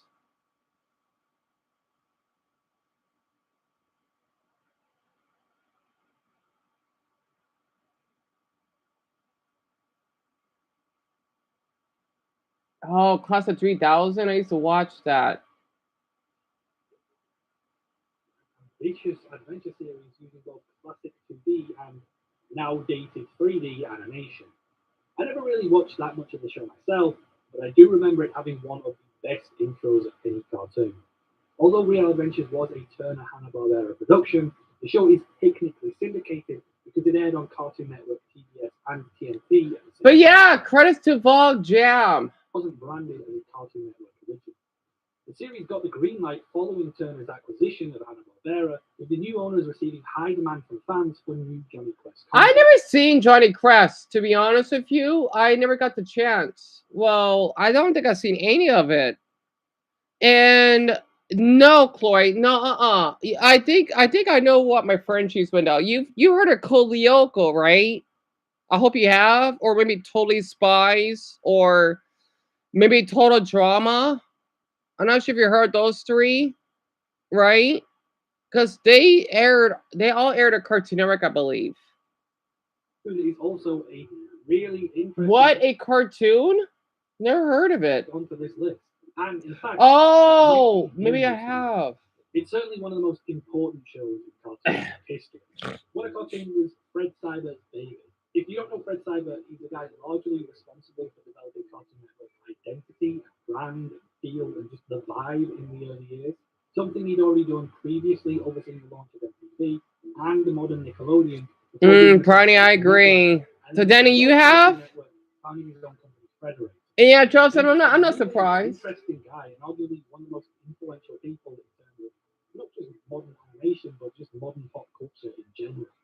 What a Cartoon was an anthology of animated shorts, but unlike other anthologies already on the network, which relied on archive content, these would be original cartoons created mostly by up and coming animators working alongside Cartoon Network to develop their ideas into a short pilot. This was a win win situation for everyone. It gave the Yeah, animators the Francis, same freedom here. to not only create a cartoon, but also have it air on TV and get it under the noses of Cartoon So Network. it's like what, cartoon shorts, I believe that he's describing. Let's see, it's a long video, right? Which is awesome, but I don't want to. I know it's getting late. Cartoon Planet was a spin-off of Space Ghost. I've heard of Ghost, Cartoon in Planet. which Space Ghost characters would introduce classic Turner cartoons with original skits and songs in between. Originally an hour long, Cartoon Planet was then reduced to a 30-minute format without the classic cartoons, so it was just random skits compiled together to make up the runtime. So essentially, what they did was turn the entire show into one of those fan edit videos where it's like Cartoon Planet but without the context. So for my non-Americans, right? I used to watch this all the time growing up. That man that you saw there, not this one. Well, his name is Brack, right? From the Brack show. We have Adult Swim here. I think they may have it in Canada. I used to watch this. I used to watch this adorable guy. I don't know what creature he is. All the time, right? And the man in that cape, his name is well, I don't remember his name, but it's from Space Goes to Coast. My brother used to watch, well, and I used to watch that. You would basically have American celebrities, right? Like think about, I don't know, Saturday Night Live, but for adults that love cartoons. That's what we basically had back then, if that makes sense. Equal 1998. Sinbad? This I've is heard the about first show Sinbad. on this where information gets pretty scarce. I never The watched it. Fantastic Voyage of Sinbad the Sailor was a 1998 animated adventure series based on the classic character from 1001 Arabian Nights. Not a lot of information out there about the series, other than it was produced by Federal Films, who did the original Teenage Mutant Ninja Turtles cartoon, and that Sinbad was a first-run syndication on Cartoon Network, meaning that it wasn't produced specifically for Cartoon Network. They just bought the rights to premiere it. New episodes aired from February to April 1998, and the series concluded after 26 episodes, presumably just not generating enough interest. It looks familiar. Note that the Fantastic Voyage of Sinbad has no relation to the Adventures of Sinbad, Richard Sinbad Edel? Legend of the Seven Seas, or Sinbad Beyond the Veil of Mist, all of which aired in the same era. My favorite Cartoon Network, Eric? Ooh, that's a tough one. All Cow and Chicken. I think my favorite would be the Grim Adventures of Billy and Mandy that I told you about. I love watching that. Oh, I used to watch this. Mike, Lou, and Og. I'm gonna get an ad. I can tell because it has a little bar on it. I wish it wasn't so long though, because each ad, like, we're killing a minute. So wait, Trevor, you seen Sinbad? Yeah, Lisa, I haven't seen it either. I think because we only have it here in the U.S., so your country doesn't have it. So, wait, Francis, what you heard of Sinbad, right? That's one we're talking about. Oh wait, no, I forgot which one it was. I'm sorry. The Brack Show, right? That I just said just now. Ugh, Jerry, tell me about it. It's not the YouTuber; it's just YouTube itself, right? Um, I know. I wish they canceled 2 times ago, Mia. So, wait. So, wait, Theo, you were right. So it was Sinbad. I'm surprised you've seen it. Huh, I have it. It has 6 products. Okay. On a tropical island cut off from the rest Wait, of the they world. have it in Russia? No, they don't. Russians have it? It says CN, right? It says the original. They have it in Russia? I didn't know that. What? Since when? Wait, is that their names in Russian? Shindo, Aldishin, and Swenson? What? The series was an episodic comedy following Mike, an 11-year-old exchange student from New York, who dropped off on a tropical island cut off from the rest of the world. And her new friend Lou, the entitled and arrogant island You princess, got it, Michael. That's awesome. I know you watched this. What? Tell me about it, Garnet. Oh. Lou's inquisitive and inventive cousin, as well as the rest of the islanders. Animated in Moscow, Mike Leonard was going for that distinctive Eastern European classy shoe polo. The show lasted for 2 seasons, never managing to attract a significant audience against competition from other shows, not being helped by the fact that it debuted on the same night as Courage the Cowardly Dog. Space Ghost Coast to Coast. Here we are. Final episode premiere date, 22nd of July 2001. I like how Dumbo, look what it says. You see that little flag, right? I'm thinking, what is this guy from here? I'm thinking, why does he have that? That is so random. You see that flag, right? I know Francis can see it too. In Jerry, right? Welcome to my show. Yeah, if you never really watched Space Ghost, I'm not sure where to begin with this one. Created by Mike Lazo, Right? Space Ghost Coast to Coast was a late night talk show. Oh, there's 79 episodes. Archive animation from the 1960s cartoon Space Ghost that interviewed celebrities. The in-universe premise is that Space Ghost has imprisoned villains from the original cartoon and is now forcing them to help him host the show. The voices for the characters were redubbed for this broadcast, but the animation was taken directly from the original show. Sometimes the interview questions for the celebrities were edited in post-production for comedic effect, and later seasons relied more on skits and gags rather than the interviews. The show debuted in 1994 and usually gets the credit as Cartoon Network's first original show over Moxie. Is it? Like, if so much footage is reused from the original Space Ghost, is it that? Yep, that's correct, Paul. I'm thinking, why did he add that? I'm honored. Wildly successful among He's British. Spin-offs for Adult Swim. After 7 seasons and 79 episodes of Cartoon Network, Space Ghost Coast to Coast would itself move to Adult Swim, and then Game Tap finally ending after 14 years. Sheep in the Big City. Oh, you should watch this. 7th of April 2002. I used to watch that growing up. Another Classic. Cartoon pilot. Sheep in the Big City was a comedy featuring Big Sheep who's moved to the city in order to hide from an insane army general trying to capture him for a sheep-powered raven. The style of comedy for the show was notable. You seen this show, Francis? Wordplay and meta humor, with episodes being broken up by random You seen it 2 hours? no relation to the plot. Similar to Mike Leonard, Sheep in the Big City struggled to compete against other shows for ratings and never really stood out, even though I personally remember enjoying the show a lot. It was cancelled after 2 seasons and 26 episodes. The Tex Avery Show. Final episode premiere date, 15th of June 2002. I like how he just changed the background. I'm thinking, why did he have the Cardinals? It's so random. I never seen it. Before you jump to conclusions, no, this is not the wacky world of Tex Avery. Jesus Christ. No, the Tex Avery Show was essentially the same as 99 episodes? Tex Avery's Warner Brothers and MGM cartoons from the 40s. It's almost like Looney The Tunes. series ran from 1996 with 99 episodes produced until it ended in 2002, as part of the network's move away from legacy media. The Cartoon Show. Final episode premiere date, 23rd of August 2002. Yep, I heard of that. The bumpers. Oh, that's before the bumpers. Giving Cartoon Network a chance to air pilots from new animators with the possibility of greenlighting them into full series. Successful pilots from the Cartoons era included Mike Leonard, Sheep in the Big City, Codename Kids Next Door, Grim and Evil, Whatever Happened to Robot Jones, and Megas XLR. The series ended after Cartoon Network stopped using the Cartoons branding for the original program. You never seen it, show me? You didn't like it, Jerry? Final episode premiere date, 18th of October 2002. Grim and Evil, right? Not the Grim Adventures of Billy Mandy. Like I said, Grim and Evil had a successful cartoon pilot and got the green light from the network. This Maxwell Atoms comedy was split into 2 distinct segments, namely the Grim Adventures of Billy and Mandy and Evil Con Carne, both of which were later spun off into their own shows. Like Cow and Chicken, the format had 1 evil segment standing on 2 Grim segments.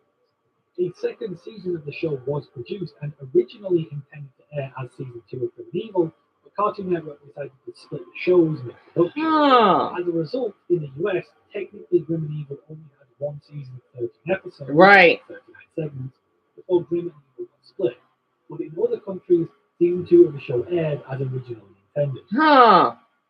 Courage the Cowardly Dog. Oh boy. Final episode premiere date 22nd of November 2002. Dog, you made me look bad. Greenlit from a successful water cartoon. Oh, so there's Also 52 episodes? animated, Courage the Cowardly Dog would go on to become one of Cartoon Network's most iconic shows. Oh man, I'm surprised you haven't seen these, Chloe. I'm surprised. So why does he keep adding the kernels in the background? I think I don't know. I'm not complaining. He does it for aesthetic effect, right? I guess I don't know. That's a good question. I'm thinking like, how does he know about my state team if he's British? So unless he lives here in the US, which I'm deeply honored. Oh no, he just does different like background effects, right? Created by John R. Gillis, this series was a dark comedy about a cowardly purple But guy, who lives on a farm in his Francis. Muriel and has to protect them and the farm from the unexplainable phenomena that plagues the town of Nowhere, Kansas. The series is notable for its use of disturbing, sometimes scary plots and imagery, easily taking the place as Return to slab. This was prime. You're not perfect. Those spooks weren't the only thing the show had going for it, but the series also featured a strong use of comedy, music, and character writing. Courage ended in 2002 after completing its contract of 52 episodes, with the new Cartoon Network management deciding not to continue the series. Despite that, the show is fondly remembered today as one of Cartoon Network's most unique and You don't like it, Lauren? Really? It's my favorites. I know because it's kind of horrifying, huh? But Francis, you've seen it? Yeah, the crown doesn't look familiar. The reason why there's some episodes I don't like because, well, when they get eaten or whatever, I don't like that. That's what terrified me as a child. But the rest I don't. Most of the episodes I don't mind because I did see Corky Crow at a reaction channel that react the whole series, which I thank them a lot for when I was feeling depressed. Well, am depressed, right? And I thank him a lot for that. It's one of your personal favorites, Matt. I'm glad to hear that.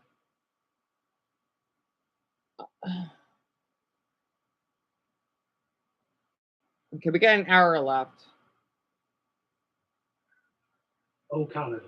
Final episode premiere date What? 9th of December 2002. Oh, Canada.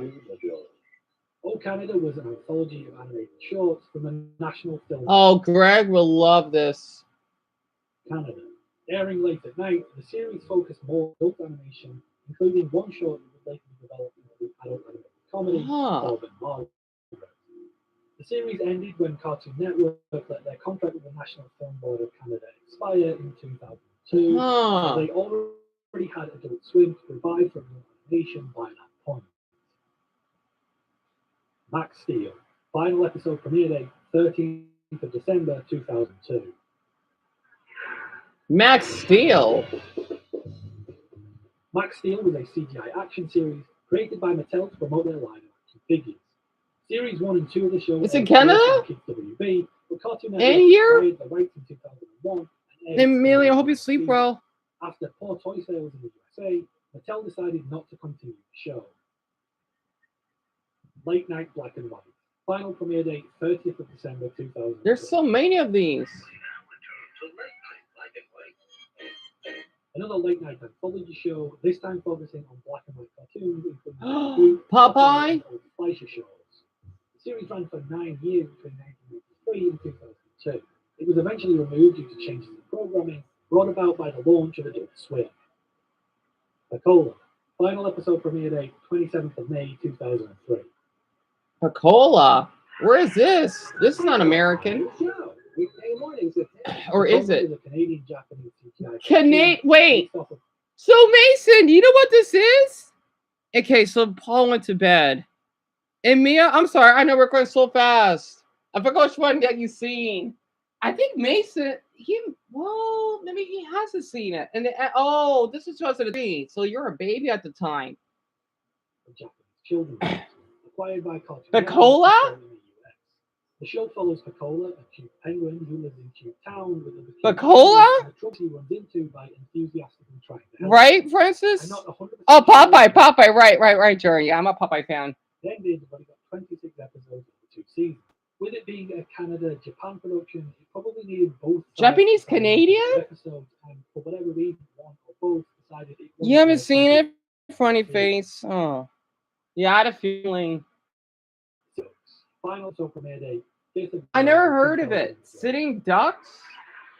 This show is any 2003 Canadian USA series Canadian? based off a 1998 children's book. Itself I know based Greg on would a know this. 1997 lithograph print by Canadian artist Michael Bedard, which I guess itself is based on the idiom Sitting Duck. But presumably, Sitting Ducks is the first cartoon based on a poster.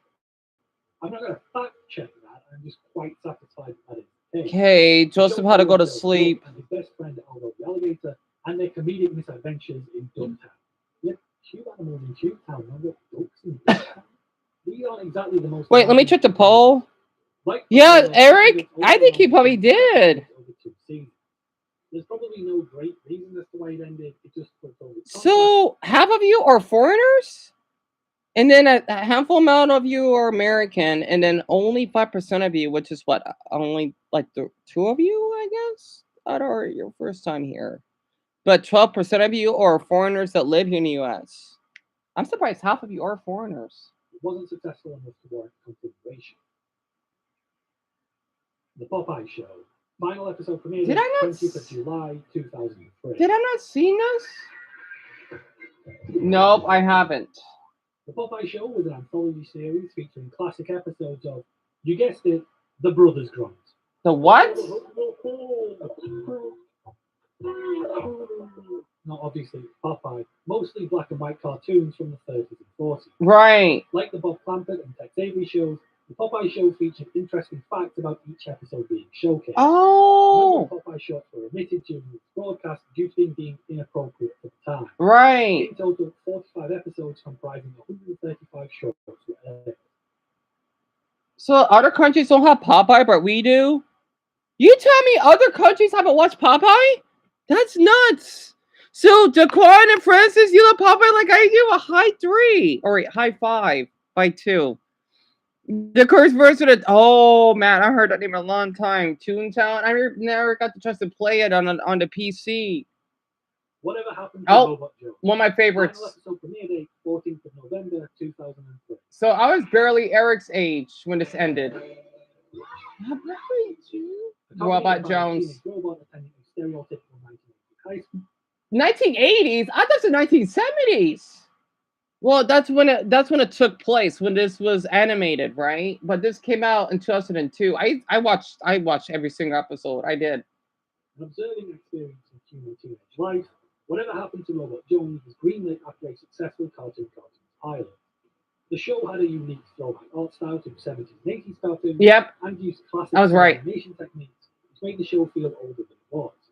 I'll be honest, when I first saw the show, I thought it was no cartoon, which I can appreciate now, but at the time did kind of put me off a bit. Interestingly, Robot Jones himself was voiced by Microsoft's text-to-speech. Oh, in the 1980s, sir. That's what, like, this cartoon, right? That's like was based off on, because of the way they dress and they played arcade games and where'd you run to bed. Yeah. No, they have it in other countries, Haley. I think that's where it aired.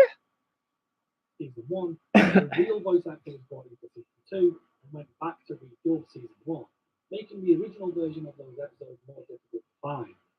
It was originally intended that Robot Jones would age between seasons, with the final season ending in the 90s, where he would lead a robot uprising and conquer the world. Huh. Creator Greg Miller left the show during season 2 following creative differences with Cartoon Network, and the series was cancelled after 2 seasons, with only 14 episodes including the pilot. That sucks. As to why it was cancelled, the older animation style may have alienated younger audiences, and between Miller leaving and having to change the voice of the main character, Cartoon Network's relationship with the show soured.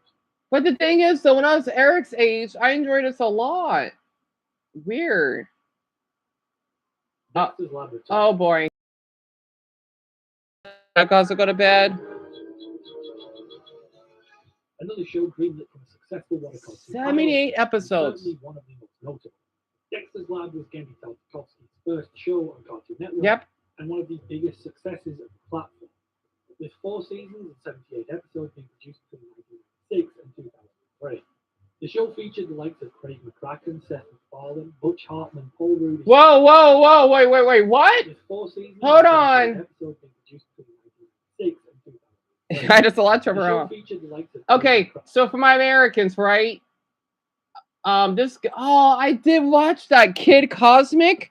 I watched one episode on Netflix when we had it at the time. It's really good. I used to watch Wonder Over Yonder in my teen years. The Powerpuff Girls. So he's the one that did all these? I'm shocked. Seth MacFarlane, Family Guy, American Dad, The Cleveland Show, Ted, and then I didn't got a chance to watch this. The Orville. It's like a parody of Star Trek.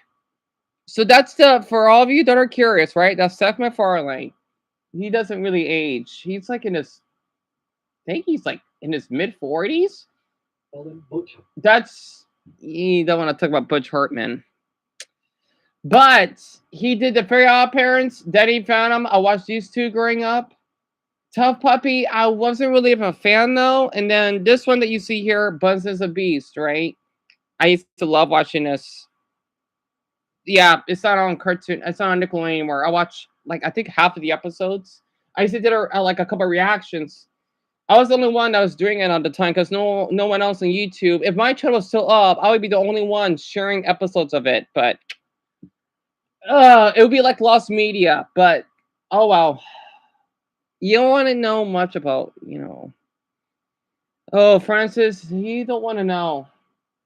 I mean, it's about autism. That should make sense. That's why he's not loved like he used to be. But Ted was great, wasn't it, Matt? And you want to see Virgin of Pop Ghost Malik? And I've seen this one where they actually aired. Really, Kim? I knew that. No, it wasn't illegal. Let's just say that he thinks that being autistic would be a cure, and that it's wrong being gay or something. I don't know. That's why people don't like him anymore. He thinks that autism could be a cure and something else related to it. It was pretty offensive. That's why. Yep. Haley, yes. He basically he's not if you're autistic, he won't see you as a human being, if that makes sense. That's why. Paul Rudish and Rob Redzepi. Seasons and 78 Yep. Ben, sadly, yes. The show featured the likes of Craig McCracken, Seth MacFarlane, Butch Hartman, Paul Rudish. So he's one that did Mickey Mouse? I used to watch a few episodes of that. He did Teenage Robot?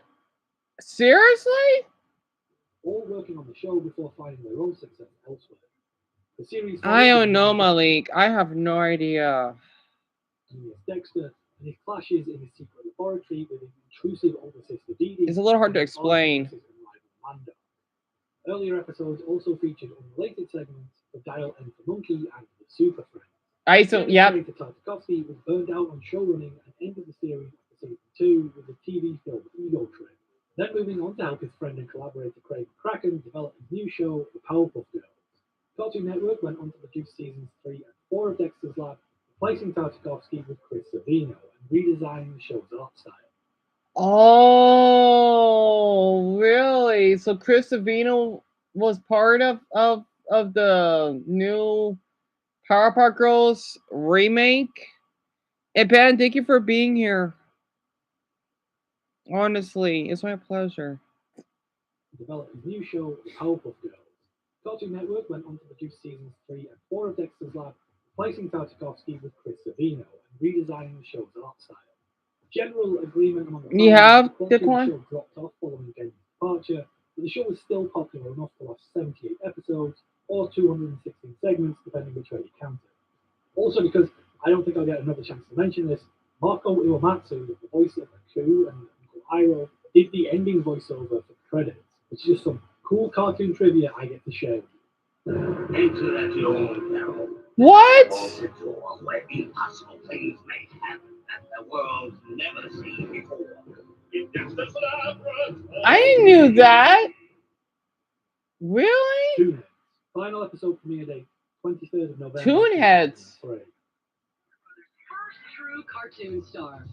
The early career. The daddy of classic anthology series, Toonheads showcased a range of classic cartoons from Hanna-Barbera, Warner Brothers, and MGM. Okay, Kim has to go to bed. Just featuring a simple introduction. Yeah, Jerry, believe it or not. It was reformatted twice. The first time to include trivia and facts about the cartoon, and then the second time introducing themed episodes that all the featured shorts had to match. Beginning in 1992, these format changes would influence the other anthologies that we've already seen. Let's see. Let me speed this up just a little bit. I want to see something that I remember by childhood.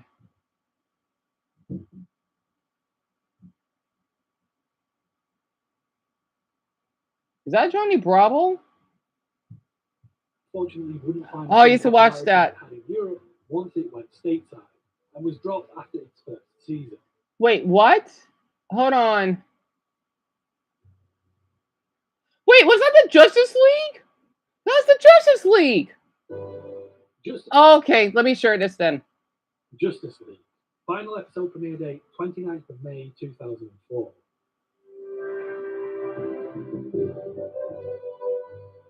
Justice League was the first show produced as part of the now long-running Warner Brothers animation deal featuring DC characters. Justice League was Cartoon Network's first contribution to the DC animated universe, following on from the likes of Batman and Superman in the series. Kevin Conroy reprised the role of Batman alongside other heroes. The Joker. The Justice League to protect the world from evil. With the show being formatted into 2 episode arcs, oh my! Flesh out each story. The series. So you remember seeing this show as a kid, Tanner? And there was still a rerun. Really? Oh, you mean Dexter's Laboratory, right? Oh, you took it the Justice League? They still what? To be very popular. Justice League was planned to end after the second season, but the popularity of the show led to it being continued under the new title, Justice League Unlimited. The Cramp Twins. Final episode premiere date, 19th of July, 2000. I used to watch that. The Cramp Twins? Independently produced. Yes. Europe. Wait, they have it in Germany and England? So the Brits had this? I didn't know that. Europe in 2001. It wasn't broadcast in the USA until 2004. Wait, hold on. Independently produced by Cartoon Network Europe, the Cramp Twins debuted in Europe in 2001. It wasn't broadcast in the USA until 2004. So we gotta thank our Europeans for this. So they had it first? I thought this was American. This is British? Original American voice cast. The series was about 2 twins who are polar opposites. Right. The rude, selfish Bobby Wayne and the nerdy sucker Lucian, and the arguments the two regularly got into. The Cramp Twins unfortunately wouldn't find the same popularity. Are you bloody hell, Lisa? I knew that. And you seen it, Sarah? It's one I used to watch all the time. I didn't know this is Brits. Damn it. I didn't know that. I mean, darn it. And was dropped after its first season. Johnny Bravo. Oh, boy. Final episode premiere date, 27th of August, 2004. Wait, come back. Johnny Bravo. Greenlit from a successful What a Cartoon pilot, Johnny Bravo follows the comedic adventures of the Elvis-inspired wannabe organizer. He attempts to find a woman who will date him. It never happens as they put off a dim-witted macho attitude, leading to Johnny's comeuppance. The show was notable for its adult humor and regular use of old Hanna-Barbera characters.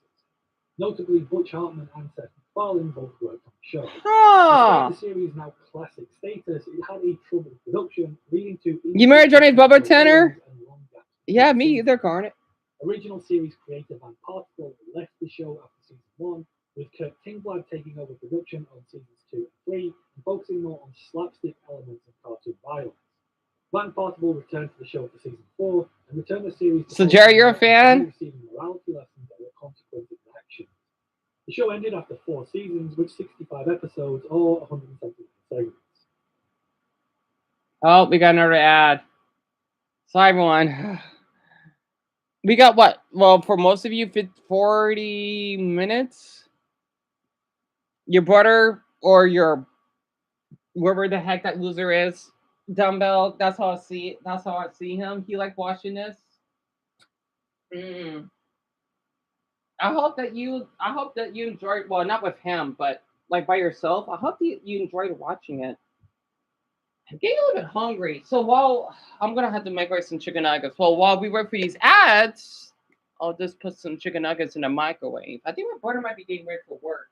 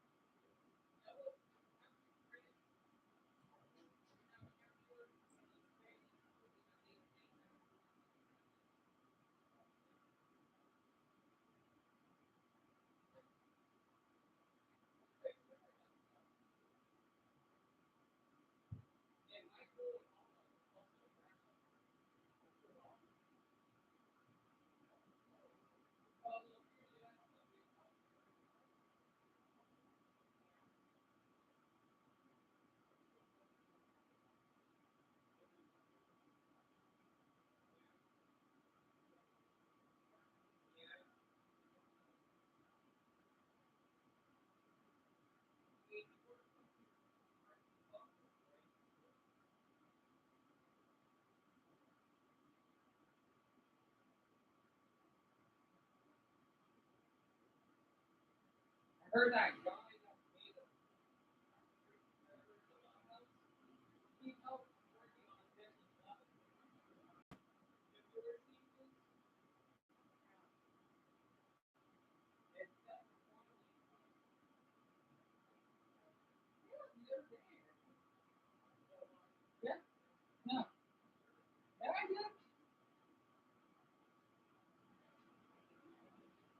All right. Sorry about that. I was talking to my brother about the cartoons. I know some of you had to go to bed, but please go ahead. But for the ones still here, thank you for being here. I used to watch this, Evil con carne. That means evil with meat in Spanish. Isn't it, Francis? I'm thinking, why the hell did it call it that? Oh, you lost internet? And thank you, Garnet. I know it's getting late. I thank all of you for being supportive. I'll just let you know because I will still be depressed, but I'm doing my best to get that my voice out there. I just thought I could talk about cartoons. Oh, did he play Samurai Jack? He did? Wait, where did it premiere? September 2004. Samurai Jack. Gendy Tartakovsky. Oh, here in the US. Network show. Yeah, 52 episodes. Yeah, 52 must be a weird number. Comedy inspired by. Oh god, Megas XLR. I used to watch. Oh my gosh. And Brian, thank you for the blue hearts, by the way. You love Samurai Jack, Tim. That's awesome that you do. My brother and I love watching. My brother and I, we watch a lot of cartoons. That's why I'm so close to my brother, right? We watch a lot of cartoons. Sasha used to watch it. In which two cycles replace the head of a mech with a muscle car and learn to pilot it in order to defend Earth. Despite its status as a cult classic today, You can tell it's mid 2000s. The show had poor ratings throughout its run and was cancelled after 2 seasons and 26 episodes. The Powerpuff Girls. Of course. The episode premiered date 25th of March 2005.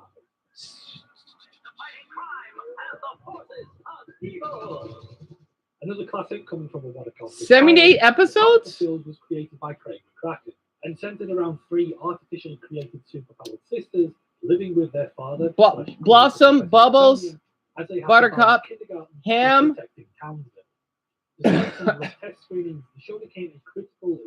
Jerry, you're a fan. Becoming one of the most successful. You never seen it, Daquan? Really? After its 4th season, the show had a theatrical release movie. Me too, Sasha. Success as the show itself, leading to McCracken leading the series, with series 5 and 6 being produced by Chris Savino. Him again? Wait, huh?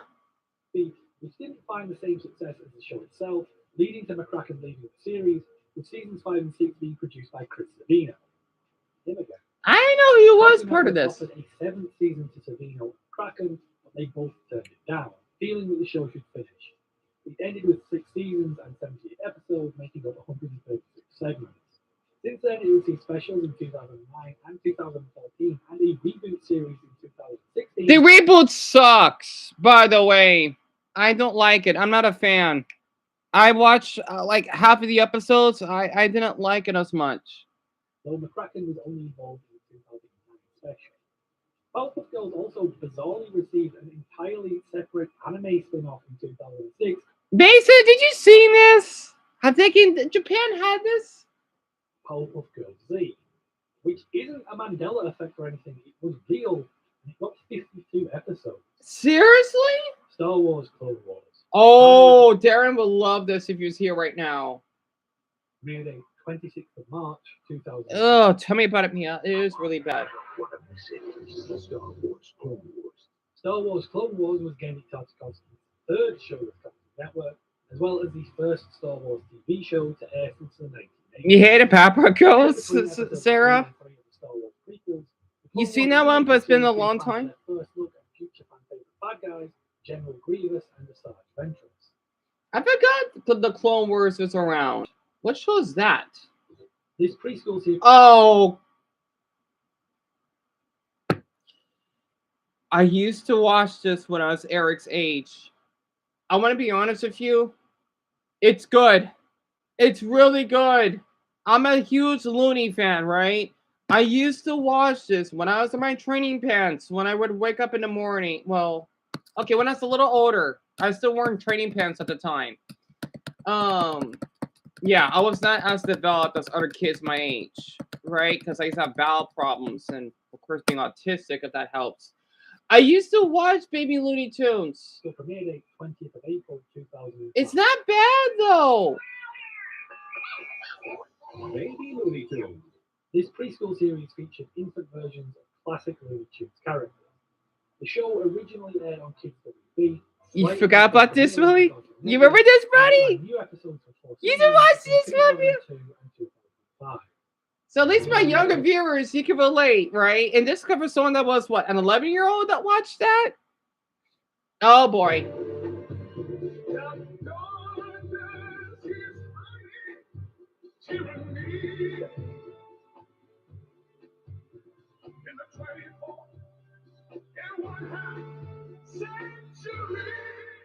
Duck Dodgers. Final episode premiere date 22nd of April 2005.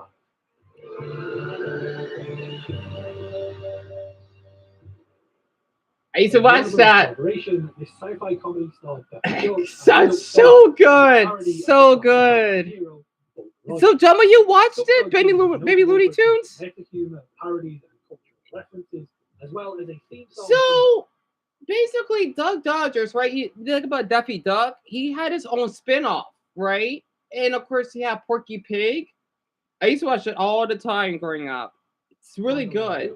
Channel midway through season 3, after which it ended with 3 seasons and 39 episodes. Pet Alien. Final episode premiere date 21st. This is not American, isn't it? Where is this? Pet Alien? Is this Canadian? Pet Alien was a French USA CGI series. So Chloe may know what this is, huh? French? It's it's here in the US, but it's also it's French. Based off the Muncie toy line of the same name, about a boy whose life is changed when he becomes the guardian to 5 mischievous aliens. I love the animation. It was poorly received due to its cheap animation, weak writing. I don't see nothing wrong with the animation. Leading to Cartoon Network dropping the show after 1 season, which tracks for me because I remember regularly changing the channel whenever this show. Pet Alien, yes. A second season was produced, but wasn't shown. I haven't seen this. Instead, the show moved to Pavilion, whatever that is. You never seen him yet? Sunday Pants. Final episode premiere date 30th of October 2005. Wait, what? Sunday Pants? What the heck is this? What time is it? Shoot. I'll stop in 10 minutes. Sure. Some of which were created originally for the show. Cartoons were interspersed with comedic live-action musical segments from comedy bands. Only 5 The show's episodes? theme song was performed by Pixies guitarist Joey Santiago. The show ran throughout October 2005. I'm getting my and was chicken slated for nuggets. the I'll be second back. season, but it never aired. The most notable shorts were Mon Stories, which later became its own show on Boomerang, and The Amazing Adrenaline Brothers, which aired independently in the UK, Europe, Canada, and Australia. Atomic Betty. Final episode premiere date 10th of December 2005. Atomic Betty. Atomic Betty was a Canadian sci-fi comedy about a sci-fi obsessed schoolgirl who's secretly a famous interstate crime fighter traversing the galaxy to keep law and order. The series only ran for season 1 and 8 episodes of season 2 before being dropped by Cartoon Network due to low viewership. Internationally, though, the series ran for 3 seasons between 2004 and 2008. The full series wouldn't air in the US until 2010, when it was picked up by The Hulk. Teen Titans. Final episode premiere date 16th of January 2006. Teen Titans? 1, 2, 3, 4, go! Teen This Cartoon Titans! Network Warner Brothers collaboration, headed up by 65? Glenn Murakami, was based around teenage. What's his name? Glenn Murakami? 65 episodes. My favorite. I'm back. Wait, Atomic Betty. That sounds familiar. Atomic Betty? And Tanner, yeah, I forgot what show that was, but it didn't look bad. I don't know what the heck Sunny Pants is, to be honest. Balancing humor, drama, comedy, and action, the series became one of the most popular shows on Cartoon Network and has gone on to have one of its most enduring legacies. It followed Robin, Starfire, Cyborg, Raven, and Beast Boy as they fought villains from Titan's Tower, and the show blended Western and anime influences to turn some more obscure heroes and villains into household names. They also had a great theme song. Thank you, Sasha. Rock group Puffy Yumi. Oh, Puffy Yumi? Cartoon Network originally only planned for 4 seasons of Teen Titans, but the show was popular enough for them to order a 5th, which was followed by a TV movie that concluded the series. Trouble in Tokyo. The reasons behind the cancellation have been given. Some involved are pointing the finger at Warner Brothers, others at Cartoon Network, and yet more have said that longtime Cartoon Network merchandise partner Mattel expressed anger over the show's popularity when Bandai had the toy rights. A comedy spin-off, Teen Titans, began airing in 2013. Despite poor reception by fans of the original series, has gone on to become one of the most successful shows in Cartoon Network history, Sadly. becoming its longest-running series ever. It sucks. Look, compared to what we had back then, right? Look. Behind the cancellation have been given. Some involved are It was. Others at Cartoon Network, and yet more have said that longtime Cartoon Network merchandise partner Mattel expressed anger over the show's popularity when Bandai had the toy rights. A comedy spin-off, Teen Titans Go, began airing in 2013. Despite poor reception by fans of the original series, has gone on to become one of the most successful. I used to like it, but not anymore. Becoming its not anymore. In 2019, the original Teen Titans appeared in a crossover movie. I know, Lisa. Barney, tell me about it. Ruling Warriors. Final episode premiere date 11th of February 2006. I never heard of it. So, from one of Cartoon Network's most successful shows. Wait, Taiwan? Arguably, wish Roger was here. He may know about this. Ruling Warriors was an Americanized dub of the long-running Taiwanese puppet show Pee Lee. But yet again, he's from China. The original footage from Pee Lee, the English language script completely changed the show's tone from a serious action drama to a wacky comedy with a terrible theme song. Woo, Warriors! The show was so bad that some executives at Tsunami wanted the show to be cancelled before it even aired. Jeez! And in a way, they almost got their wish, because the rating was so terrible for Ruling Warriors that it was cancelled after only 2 episodes and never shown on Cartoon Network ever again. Are you serious? The whole series in all its terribly translated glory would later be made available online from Kids AOL. Wow, is that bad? Winx Club. Damn it! Oh crap! I got copyright. Yeah, I know YouTube. I'm doing a reaction. I think Violet went to bed. The Winx Club? 6. Right, Jerry? Before Winx Club became a successful series on the Nickelodeon. First Mhm. iteration of the show. Yeah, it's from Italy. Oh man, sucks. Violet went to sleep because she watched this, right? Hold on, just to be respectful, I'm gonna type that in. US on Cartoon Network. Following a group of magical heroic dimension of the fairies, They're the Titan fairies? Fantasy series debuted on Cartoon Network Oh. in 2005 and 2006. I know this is Italian. Aired season 1 and a handful of episodes of season 2 before being dropped. In Italy, the series ran successfully for 4 seasons, before being given a second more successful run in the USA with a revival by Nickelodeon in 2011 for 4 more additional seasons. Winx Club also had an adult live-action spin-off that aired on Netflix. Oh, Chloe, it just means that since I'm not, it's like I'm stealing, but I'm not stealing now because I'm using his video, right? Even though I'm doing like a reaction over it and sharing my thoughts with all of you so you can see it. YouTube thinks I'm stealing his video though. It's gone. So that was weird. Unless no, maybe it's not his video. It's probably just the music or the I don't know, the quality or something. It's weird. We're fine now. Zix. Final episode premiere date 8th of April That 2006. is not American. Zix. What country is that? Zix was a Canadian sci-fi Canadian? action series which combines live action and CGI animation. The story was about an intergalactic agent who crashed lands on Earth and discovered it's secretly a hotbed for illegal alien activity, so she has to enter the cyber dimension to stop the space criminals. The show ran for 3 seasons in Canada on YTV, but in the US only aired 1 season and a handful of season 2 episodes Why though? before being dropped by Cartoon Network. For some reason, Zix was broadcast in Toonami's anime blog, which probably didn't help it. Because people specifically wanting to watch animation aren't going to another Canadian one, purple. Me either, Danny, honestly. Also, while you're still here, name is Lucy. So I knew you would know what Winx Club is because it's your country. Firehouse Tales. Firehouse. Episode premiere date 7th of May 2006. So this is for children, like young children. Firehouse Tales was a preschool show from Warner Brothers about sentient fire engines, kind of like Cars, but actually this one debuted first. Oh, that's The show cute. aired as part of Cartoon Network's short-lived and horribly named Tickle You preschool block, which existed between 2005 and 2006. Never heard of it. Once Tickle You was cancelled, Tickle Firehouse You? Tales simply played out the rest of the episodes in contract and then ended, which is going to be a running theme for a lot of these preschool shows over the next few years. Justice League. Oh boy. Final episode premiere date 13th of May 2006. I didn't have to trust much of Justice League. This mainly Teen Titans. Justice League and directed by Bruce Timm, Justice League Unlimited served as the finale to the entire DC universe.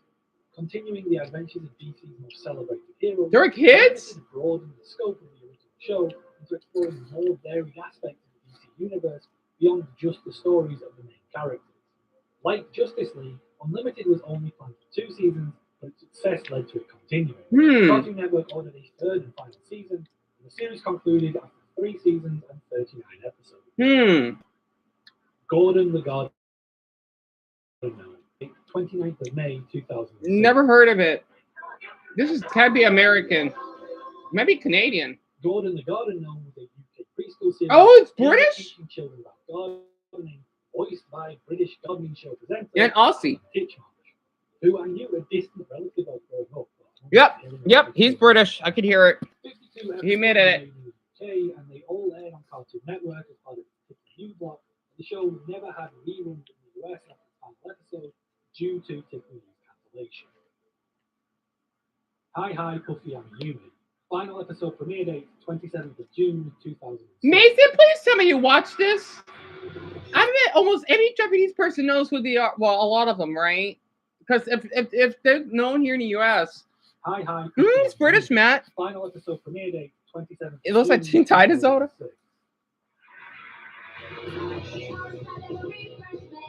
So this cartoon was based around J-Rock band Puffy and Yumi. Yep. Who you should remember from the Teen Titans series. Yep. Band members Ami and Yumi were the main characters, although in the show they were voiced by James Kawaye and Greta Lyle as they tour the world performing concerts. The real Ami and Yumi appeared in brief live-action segments throughout the series, And the show takes its humor from Yes. Wait. references to Japanese. I knew it. I knew it. I'm glad he does. Sam Register developed the show out of a genuine fondness for the band. It's a classic. Which brings up some questions I always had about the show. Like, firstly, why it even came into existence in the first place. See, that's when I kind of first knew about animes because of them. Because I'm thinking, like, who are these girls? Like, why are they speaking a different language? But hey, it's Japan. I'm not kidding. Back then, I didn't even know Japan was an actual place. You know? And that's from what? I think a 10-year-old? So, yeah. If it was chasing the anime trend, which they always assumed it was. Yeah, Trevor. Yeah. It turns out it wasn't trying to do that at all. Sam Register was just a genuine fan of the band. Add, oh my Buddha. Invite them all. I do like the Uno. Add them. So, to explain this, hi, Puffy Amiyumi, right? It's like these two Japanese rock stars that are known for singing the main theme song in Teen Titans, right? Especially Teen Titans Go. Well, actually, I don't know. Pardon me. I don't think they did that. And you think you might have seen it, Sarah? It came out a long time ago. And I guess it only aired here in the US. Maybe that's why a lot of Americans love animes or whatever, because we actually had the exposure of Japan. And that's what they were known for back then. If that makes a sense. management shake-up at Cartoon Network would see Register lose his position as the channel's senior vice president. And with it, unfortunately, You his do? role That's as good. showrunner for the show. This led to Hi Kofiami's abrupt cancellation, with the plug being pulled after 33 episodes, leaving a handful of final episodes unaired. Register would only return to Cartoon Network in 2020 as the president of its animation production studio. Princess Natasha. Final episode premiere date, 1st of July 2000. Princess Natasha? That's not American. Princess Natasha was a flashy Oh, it is? comedy that also kid. I never heard of The show is it. about Natasha, a princess from the fictional country of Moravia, which has all Moravia? one half of the country and its modern aspect in the other. Between 2003 and 2006, 44 episodes were produced in total, though I don't know how many aired on Cartoon Network because there's virtually no information. Princess about the show what? being on there at all. I remember when watching anime was considered, right, Brony? Cartoon Network, so some of them must have aired, presumably. Yeah, I don't know, Lord. Gerald McBoing.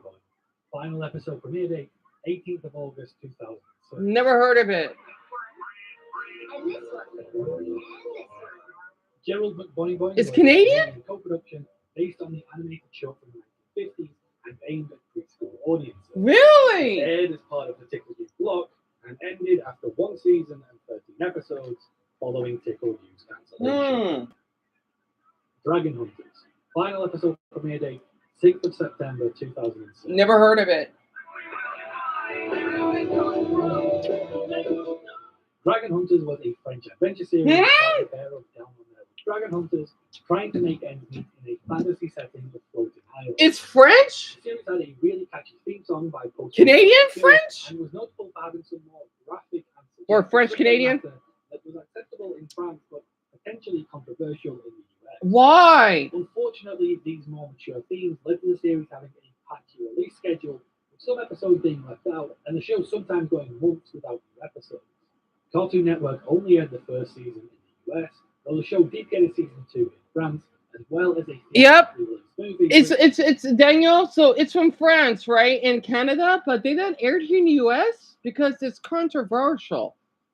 I watched it a couple of years ago and it's pretty good. Worth checking out. I feel like this was a show that was massively slept on back in the day. I wonder why.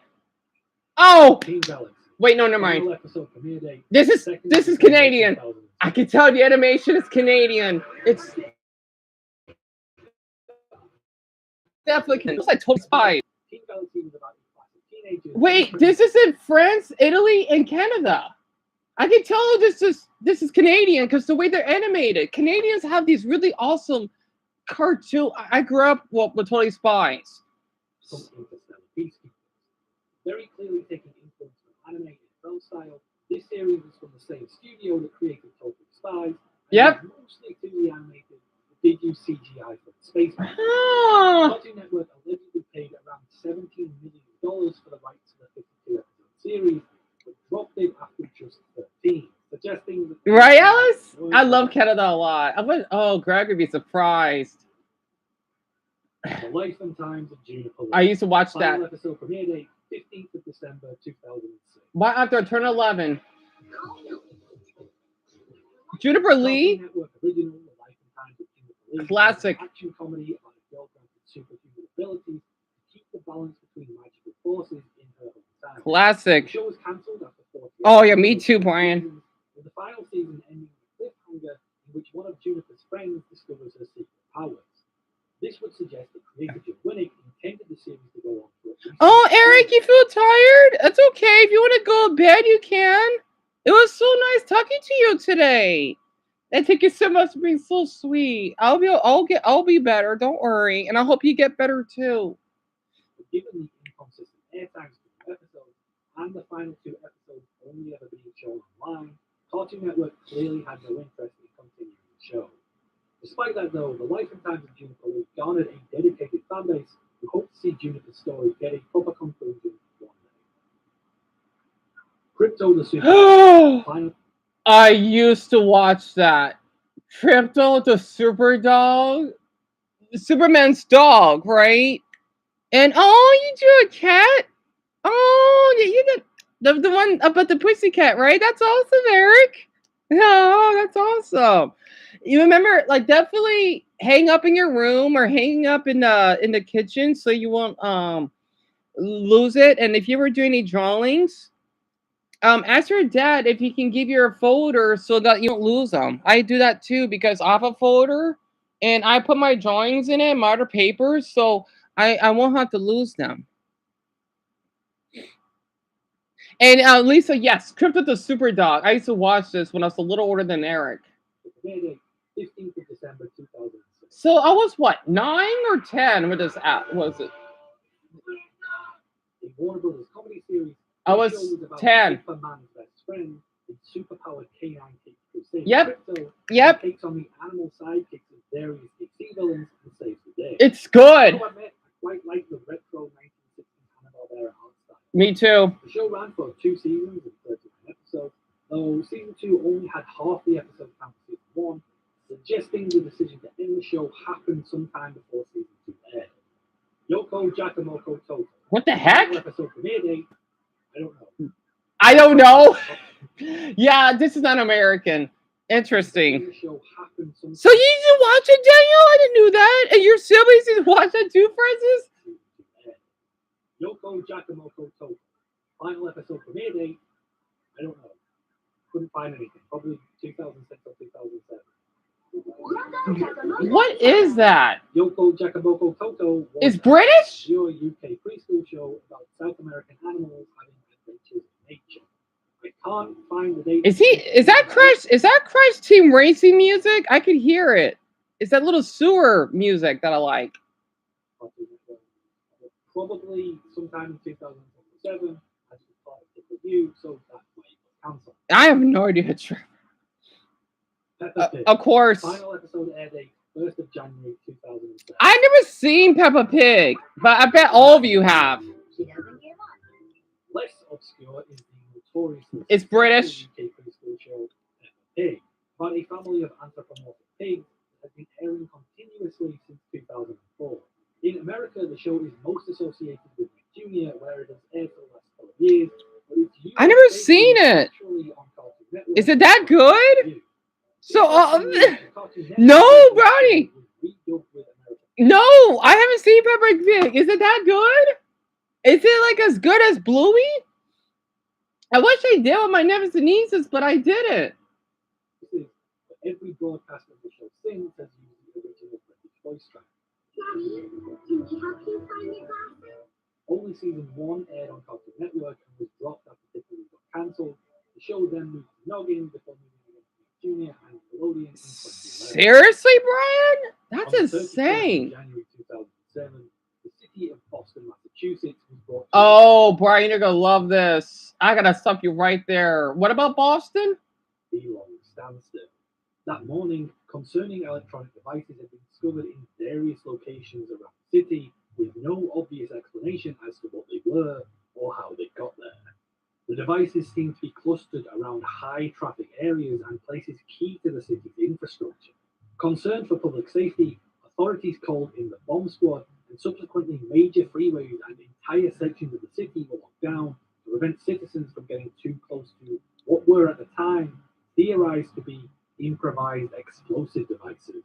Oh, I heard Boston's police and politicians alike tried to remain calm and devise the safest way to deal with the problem until a heroic young soul working for the mayor took one look at the device and said, "Hey, it's not a Fahrenheit." Yeah, I thought Brian could The know about devices this. were actually just LED plaques put up to promote the Aqua Teen Hunger Force movie as part of a guerrilla marketing campaign, and the city of Boston's insane reaction to discovering the plaques would soon become global news. While it's easy to look back and laugh the incident off now, back then it was serious. Humiliated, Boston officials demanded retribution, and the incident would cost Cartoon Network $2 million and Cartoon Network president Jim Samples his job. Samples was replaced by Stuart Snyder, and in the same way that Samples came in to build Adult Swim into its own brand, Snyder had his own agenda to shake up the network, but we'll get into that shortly. Huh. That's interesting. Ellen's Acres. Final episode premiere date, 5th of February. Never heard of it. 2007. You saw articles about it, Danielle? A short-lived US preschool series from Nike creator Larry Shaw. Wait, is here in the US? How did I never heard? That's interesting. Yeah, Matt, same here. Ellen's Acres was about an imaginary 5-year-old dreaming of adventures while playing in the roadside hotel owned by her parents. Again, part of the Tickle You blog, the series only ran for a few weeks in the US before being pulled from the airwaves, showing 26 of the 52 episodes produced. Despite being an American show, the series only got its full release on Cartoon Network UK and Ireland, airing on their preschool blog Cartoonito, which proves to be more successful than Tickle You.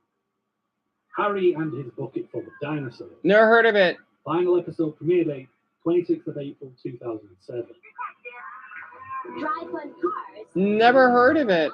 Harry and His Bucket Is Full of British Dinosaurs Canadian? is a UK-Canadian preschool show based on the British children's books of the same name.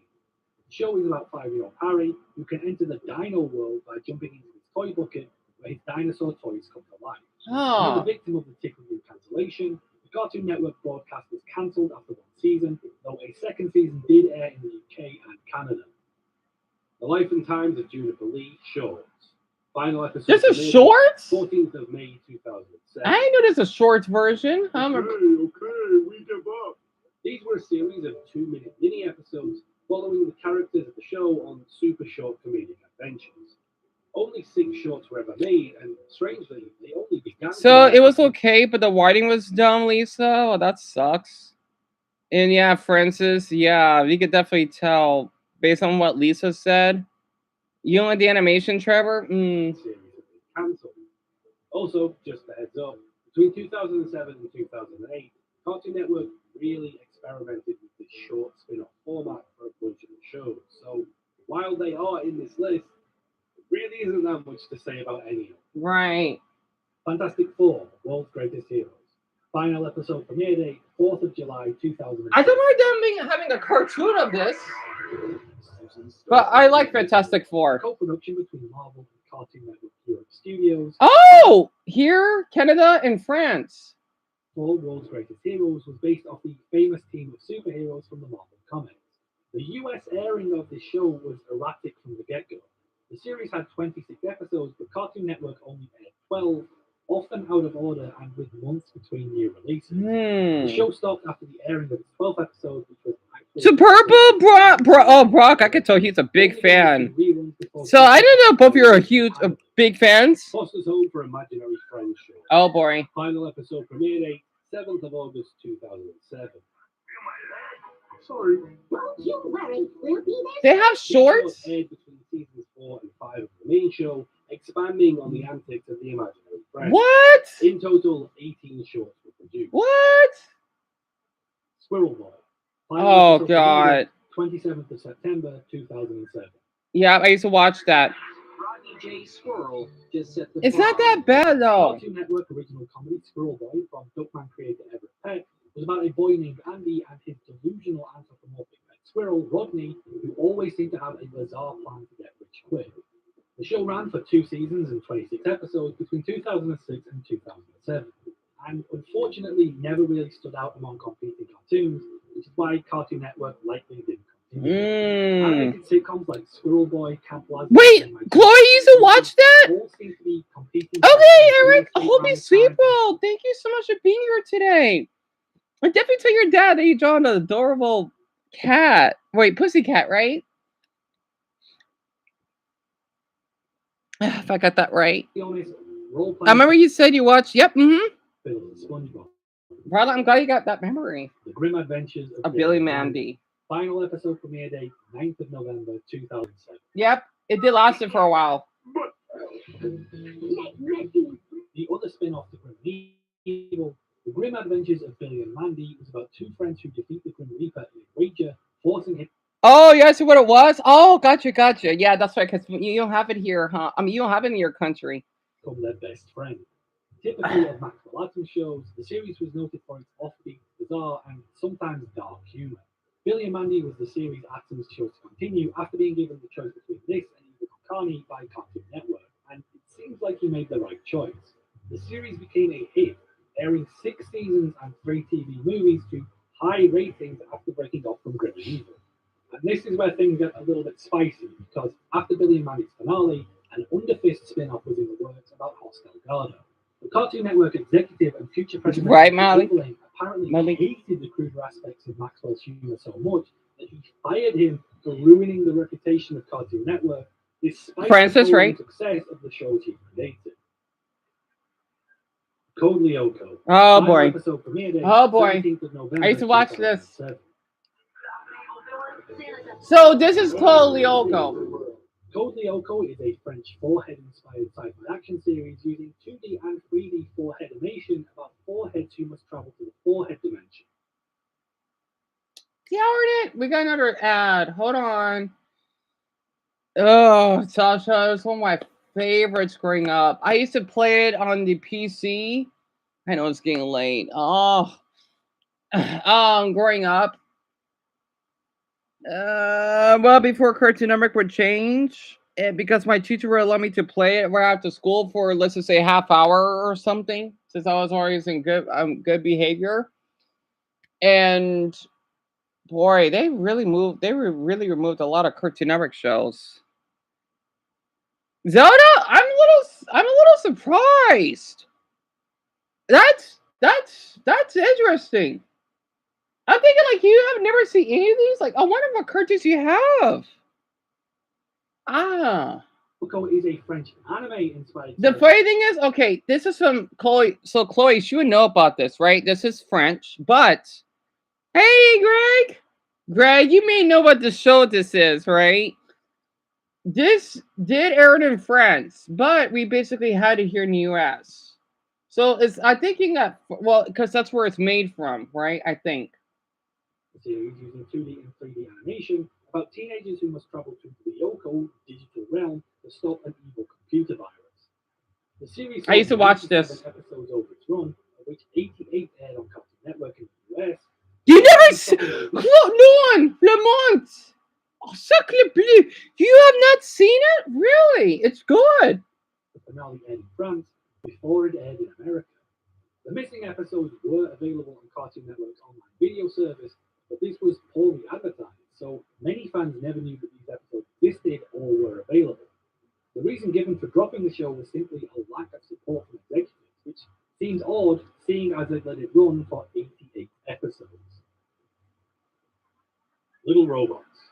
Final episode premiered. Wait, what? Sometime in 2007. That's British. Little Robots? I'll do 3 more. I know it's getting late. Similar to Yoko Jakamoko Toto, I couldn't track down the specific. I could tell. I was right. Little Robots was a series of UK preschool stop motion shorts based on a children's book about abandoned robots in a scrap heap, creating their own world from the waste around them. The series aired as part of Tickle You at some point between 2005 and 2007, and obviously went down with Tickle You once that block came to an end. Camp Life. Oh, Final episode premiered date 7th of January 2008. one of my favorites. This was a series of Classic. shorts that ran sporadically alongside the main series for most of its run. In total, 14 mini episodes were broadcast. Oh. Codename Kids Next Door. Final episode premiere date 21st of January 2008. Classic. And you love that show, Lisa? Codename Kids Next Door. Codename Kids Next Door was another hit show greenlit from a successful cartoon pilot. This action comedy was built on parodying classic spy tropes and was about Francis, you watch Kid Blossom? agents using creative ways to follow the plots of nefarious adults and teens. The show proved to be immensely popular, running for 78 episodes over 6 seasons. Right, as well as Daniel? 2 TV movies, the second of which concluded the series. The kids, they're supposed to be called the delightful kids down the lane. They talk the same time. I don't know why. They're supposed to be like rich kids, but they're not related, I think. I haven't seen this in eons, to be honest with you. I haven't seen this in so long. I think they're all, I'm not sure they're siblings. Also, I don't know who the heck that is that's wearing that helmet.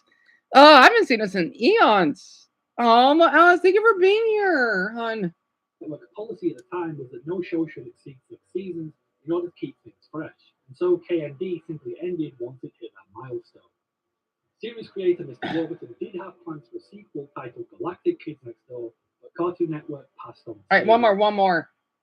The Land Before Time. Final episode premiere date 21st of January 2008. I used to watch this. Well, we had the VHS, right?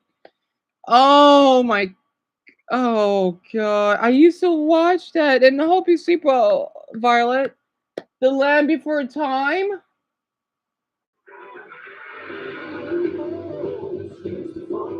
The US series based on the classic children's dinosaur Yes. movie with the same name. This series follows the continued adventures of the characters from the film. Oh, 26 episodes were produced in all of which aired on Cartoon Network, and the series was taken off the air fairly soon after the final. So you watch episode, it, Daniel? Since suggesting low views. okay, one more. I'm trying to find one that's not a popular cartoon that I'll stop. In partners a monkey, sure. Nope, still popular. Final episode premiere date 20. I used to have a crush on the shark guy. 2008. I admire your temple. Like the Camp Laszlo shorts. Wait, there's only 13 episodes? I thought there was more than that. 13? I thought there's more than that. During my middle school years? That's insane. Shorts were all 2 minutes long and ran intermittently alongside the main show. Oh, Sasha, I highly recommend watching Land Before Time. You'll love it. Really? Oh, boy. You love that show, Brock? Oh, boy. Camp Laszlo. Final episode premiere date 27th. Wait, I thought he did. 2008. I thought he did this already. The brainchild of Rocco's modern life creator Joe Murray, Camp Laszlo was a series about a spider monkey and his friends at a scout camp with humor very similar to Rocco's. Right. The show was a success, running for 5 seasons and 61 episodes, but was suddenly cancelled when Murray annoyed Cartoon Network executives by refusing to appear in a McDonald's commercial. Why? Which makes this the pettiest reason why a show has been cancelled that we know about, because who really knows what else is said behind those doors? Oh, they have the little blue toy? Oh, man. If I could go back to be Eric's age. Poopy. So Purple, Lauren, and Lisa has to go to bed. All right, one more. Ben 10. Oh, Final episode. damn it. Date, 15th of April 2008. Still popular. I love Ben 10. One of Cartoon Network's most lucrative series, Ben 10 is a sci-fi action show about Ben Tennyson, a 10-year-old boy who becomes I had a big crush on him. Oh my, he was hot when I was his age. Oh, I liked white boys with the name Ben for some reason. It was a different time. series alien device that allows him to transform into various alien species and now wants to protect the world from extraterrestrial threats. Diamond Head? I still remember Diamond Head, but I don't know the other ones because Diamond Head was so popular. Gardner has to go to bed too. on Max. The show quickly became a merchandising juggernaut and a key IP of Cartoon Network, spawning a franchise of sequels, movies, toys, and games estimated to have made over $6 billion. You miss Ben 10, The series Malik? Me too. You love Ben 10, Brock? 4 seasons between 2005 and 2008, for a total of 52 episodes, before being continued in the sequel series Ben 10 Alien Force. Stormhawks. Okay, finally. What the heck is Stormhawks? So premiere date 23rd of May 2008. Stormhawks? A Canadian CGI Oh! co-production. So Greg may know about this, eh? Okay, Trevor has to go to bed. And Trevor, I see a little trombone. That's a Louisiana symbol, isn't it? I hope you sleep well. So Greg, have you seen this, eh? Stormhawks? Never heard of it. A mountainous fantasy world, Stormhawks followed a band of young Sky Knights protecting their mountaintop home from the forces of evil. Despite decent It looks familiar.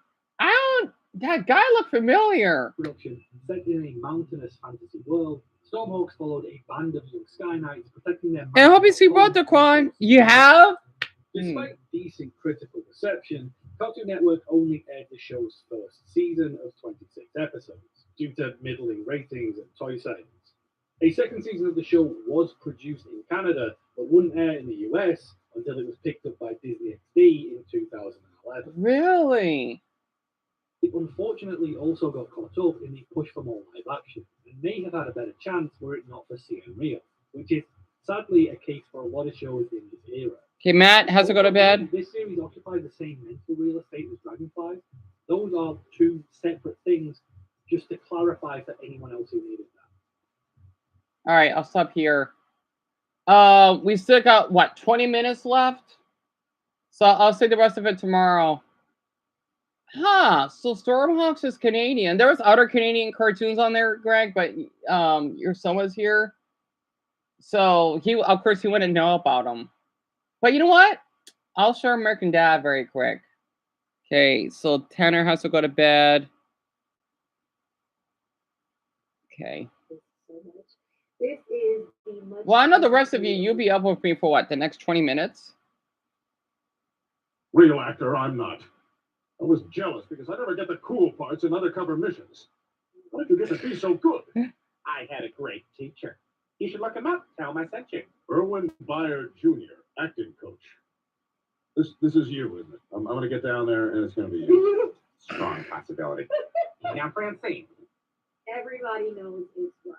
I'm just assuming like they're all gonna be calling him out, right? Like because he goes undercover, and so in this case, like we are going to.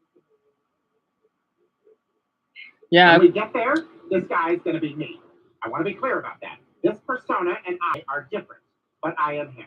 I can imagine how jarring it is to find me around every corner in your life. And I hope you see, bro, Brian. Thank you for being here. It's my pleasure, Sarah. Right? I'm about to look over, and he'll be there, and you'll be gone. Yeah. You know, I don't usually get to say goodbye. Well, thanks for flying down with me, even if you had to come anyway to be the guy. Thanks. Wait, I'm Francis Malmet, not Francis Malmet. And obviously, bro, Malik. Everything you know about cooking.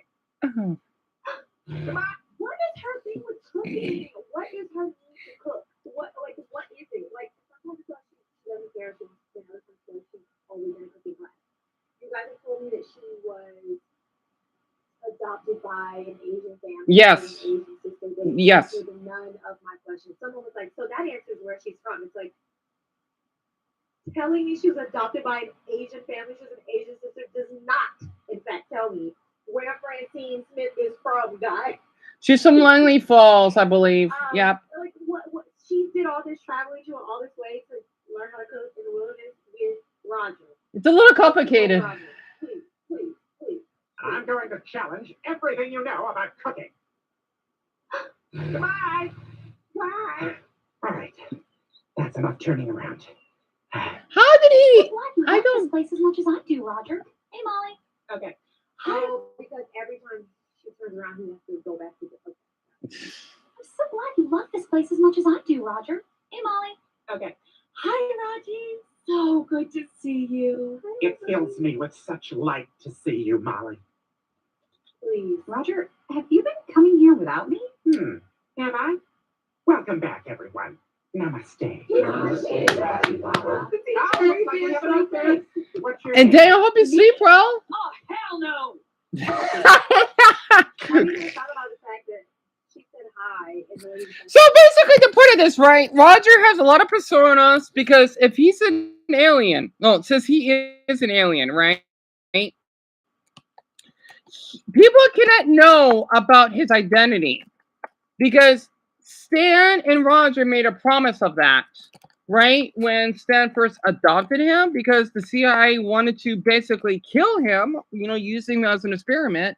That's why Roger, for some interesting reason, have all these personas, even though he somehow could give birth or something. American Dad is something else, right? That's why he has all these types of costumes. And so my favorite episode had to be the one when Francine and Stan had to separate the house in half because they had an argument. Because the gay couple, right, that I like, and one of them is Terry. I forgot the other one's name.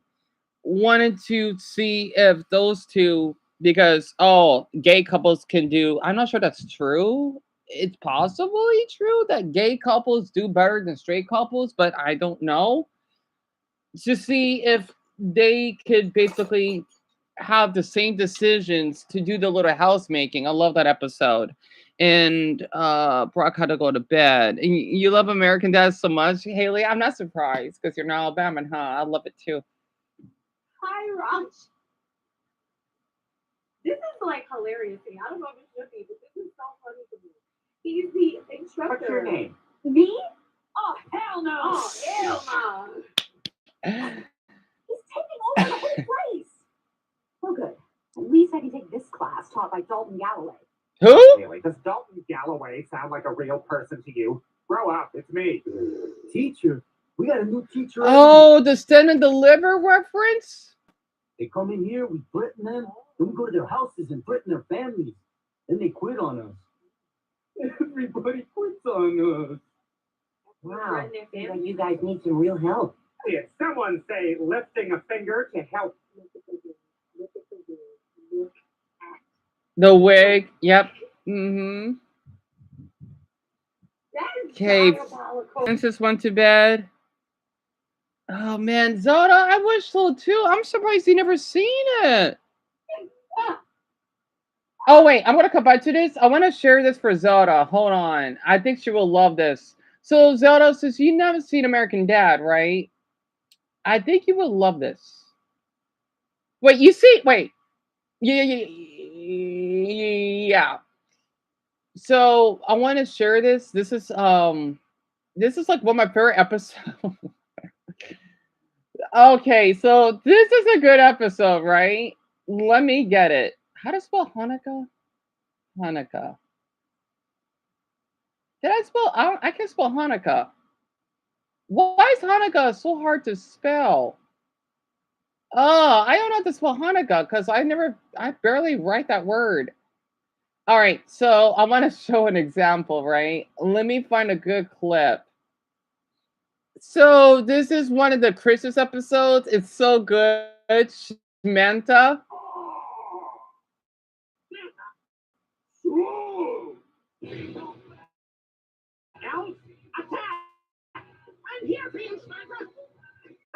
Oh my Buddha! Forgot about that.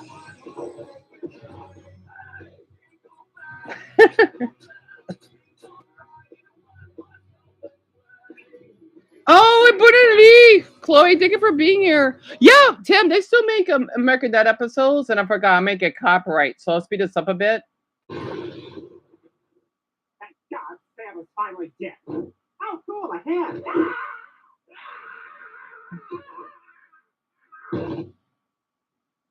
And I hope you see bye, Haley. I'm back. Hey, you're dead. And you're dead. Have your suit now, Senator. Let's just call it truce. You're forgetting who I am. I'm Santa. I don't do truces. That's the one thing every kid knows about me. That and the national ID.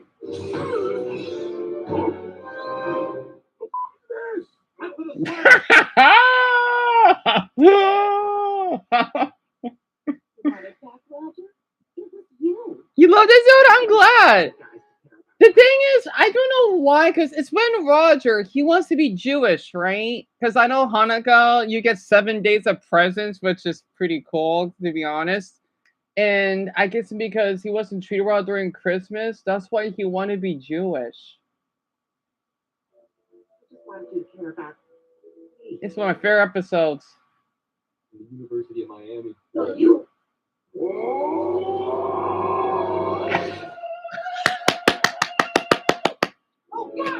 I got copyright. I know. I'm sorry. Brian went to bed. He would laugh if he heard that.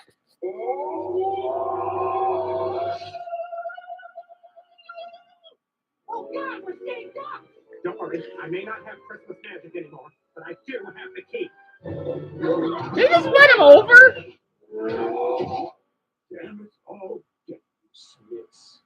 What the hell is with all these weird stars?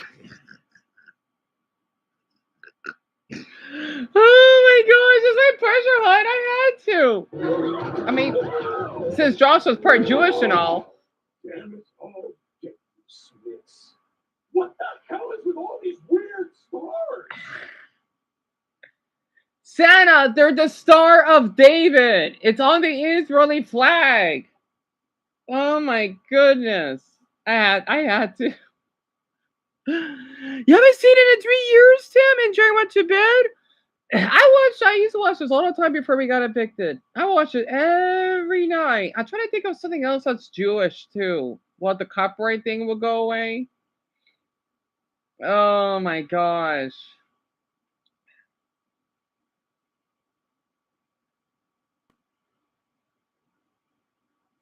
Hold on.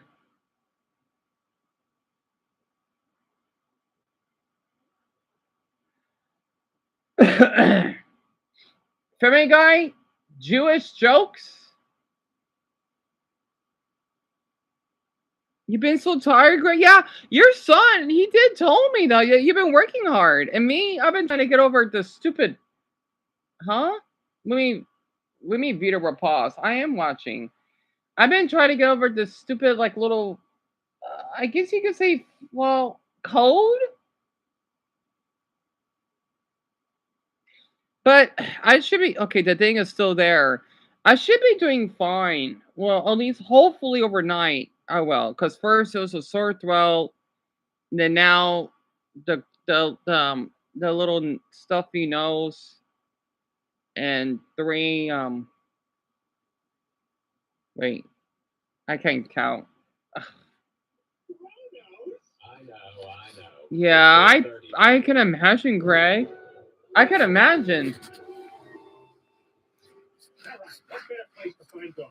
But you drink the best. I want you to know that. Great religions and one really big one. I had a feeling this is what this place would be like. Oh, God. Right, Greg? Who gets married? What the heck is Elmans? Love that word. Elmans? And one really big one. I had a feeling this is what this place would be like. Oh, God. Who gets married? Elmans? What's Elmans? Somebody take a picture. Elmans? Hey, you can't park here. Excuse me?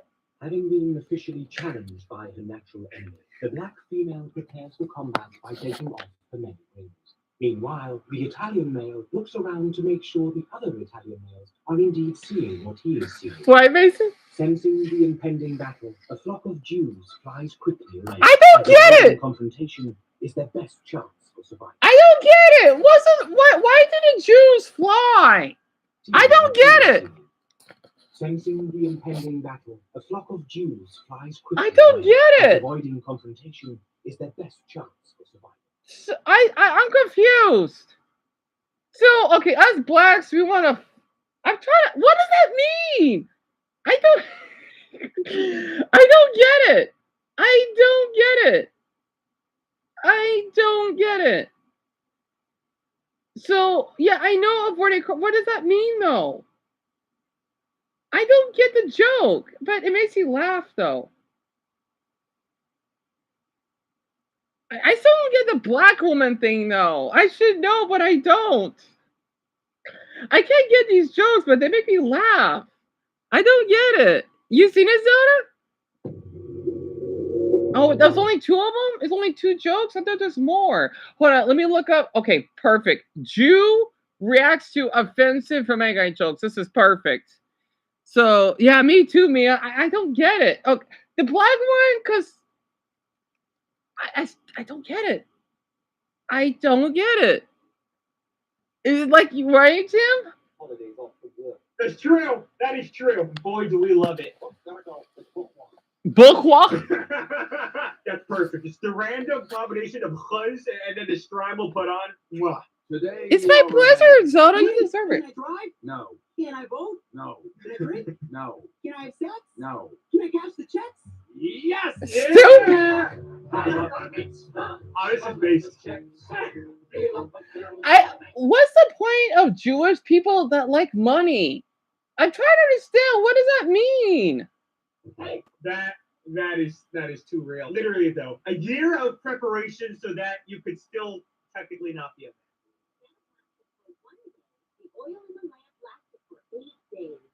longer than I last. Stupid. Wow. I don't get about that is part. some That's big funny. Stewie Griffin, if you ask me. Now, the History Channel presents American Inventor, the true story of Henry Ford. This is my Jew flattening machine. Simply climb behind the wheel, drive it towards the Jew, and flatten it. You also use it just to drive from place to place and stuff?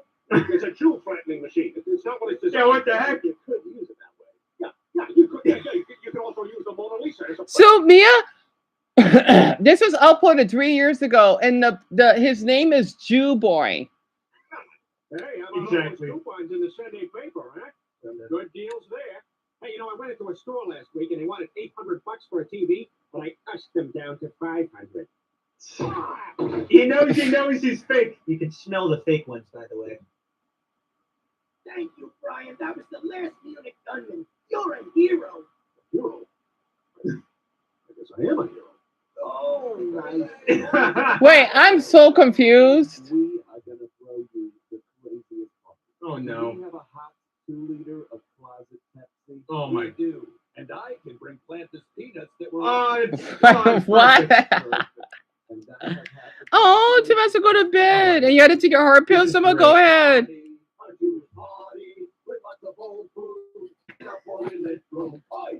I love how every song they make uses Hava and Gila with different words. They literally describe that perfectly. The meals we have in my synagogue after praying was literally that spot on. Stale closet soda with some crackers.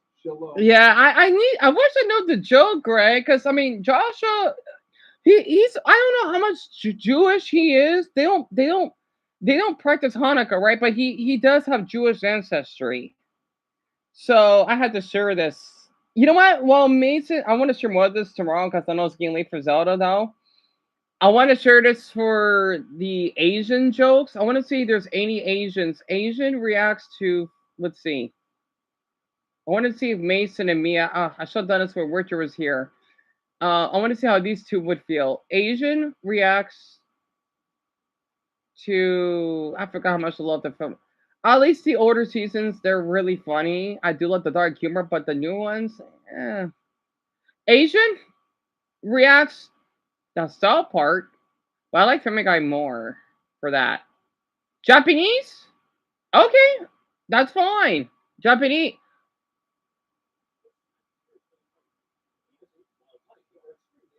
Oh my! Yeah, that's a damn lie that Asians have. No, that's a lie. Hello, guys.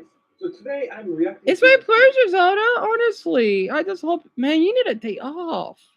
Old Family Guy Asian jokes. I believe this one is American TV show, but I've never seen before. And apparently, this one has got a lot of jokes based on Asian stereotypes. So, Greg, this is 4 years ago by Shuru. Jokes which is related to Japanese because I'm a Japanese. Right, so I don't know what kind of jokes they make, but I don't think I get ever affected by any jokes. Okay, so let's do it. Oh, honey, that sounds awful. I know what'll cheer you up. You want to scratch my pet rabbit Stephen on his nose with the index finger? I like rabbits because you can pull their ears back and make them look like Oh, you're back, Asian people. Dumbo? Good. Oh! He's trying to. He pulled the. He pulled the rabbit's eyes back. He's doing the Chinese thing, though, not Japanese. Come on, just like rabbit. I need $28,000. I decided I want to open a sushi restaurant. Good idea, sir. This is awesome. You know that joke video?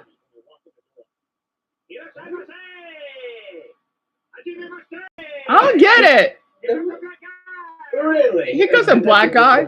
I mean, it's kind of interesting, and it's a Japanese thing that people, clerks at the restaurant, kind of say out loud, you know, "irashaimase," which means welcome. But we never say "hajimemashite," which is nice to meet you. Or here comes a black guy. We never say that. Right. I forgot Hashimasta means nice to meet you. How could I forget? Really? You read episode, Mason? I heard these stereotypes that Asian people are really good at math, but I've already failed math class like twice. I don't think I'm Asian enough.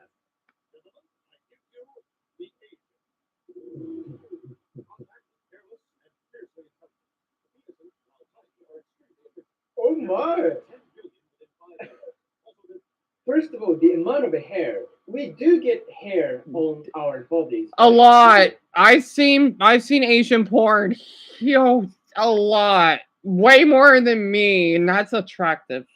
That we sometimes make fun of the white people getting a chest hair because it's not something that happens usually for Asian people or at least Japanese people. And the penis size though.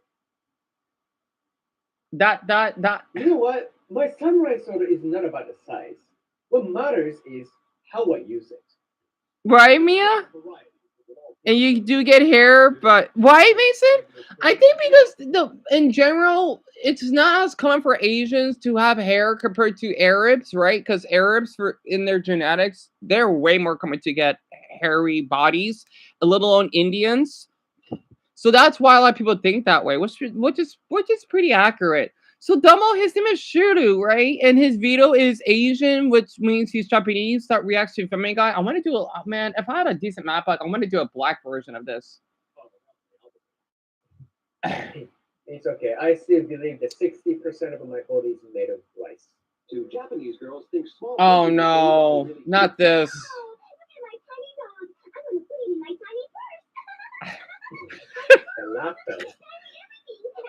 Oh, that's sad. Tiny It's not 100% accurate how Japanese girls laugh, but sure, there are some Japanese girls laugh in a kind of funny way. But it's super accurate that we like things in super small scale. If you came to Tokyo, Japan, you will see crazy. Yep, I can see why. Those capsule toy vendors. Yes. And they are really good quality, actually. It's kind of accurate, Mason. How do you propose we settle this? We have fun, but I pick baby. Deal. Oh yeah, the Street Fighter. Video game. Oh my, this is Street Fighter. Hadouken! Hadouken!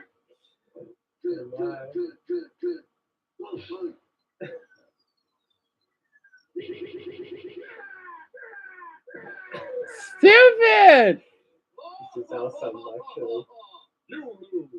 Why is that? You know that Japanese word flag? Interesting that he used the Hadouken, Shoryuken, and Tatsumaki Senpuken, even though he didn't pronounce it right. Oh, not this.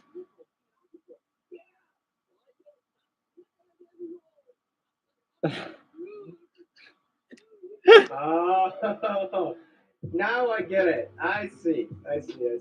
But this is pretty much making fun of Japanese hentai anime or porn. Actually, this is kind of true. In Japan, when it comes to porn or hentai anime, the people's fetish goes to a whole nother level.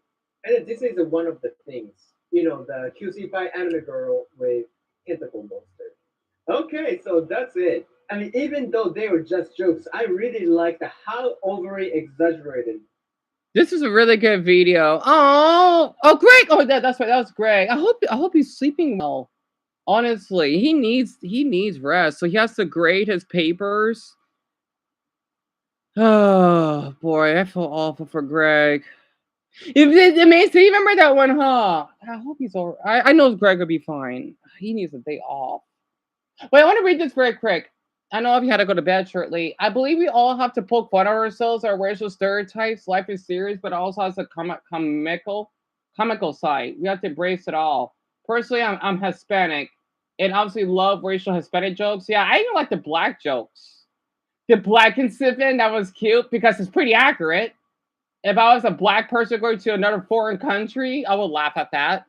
And he did.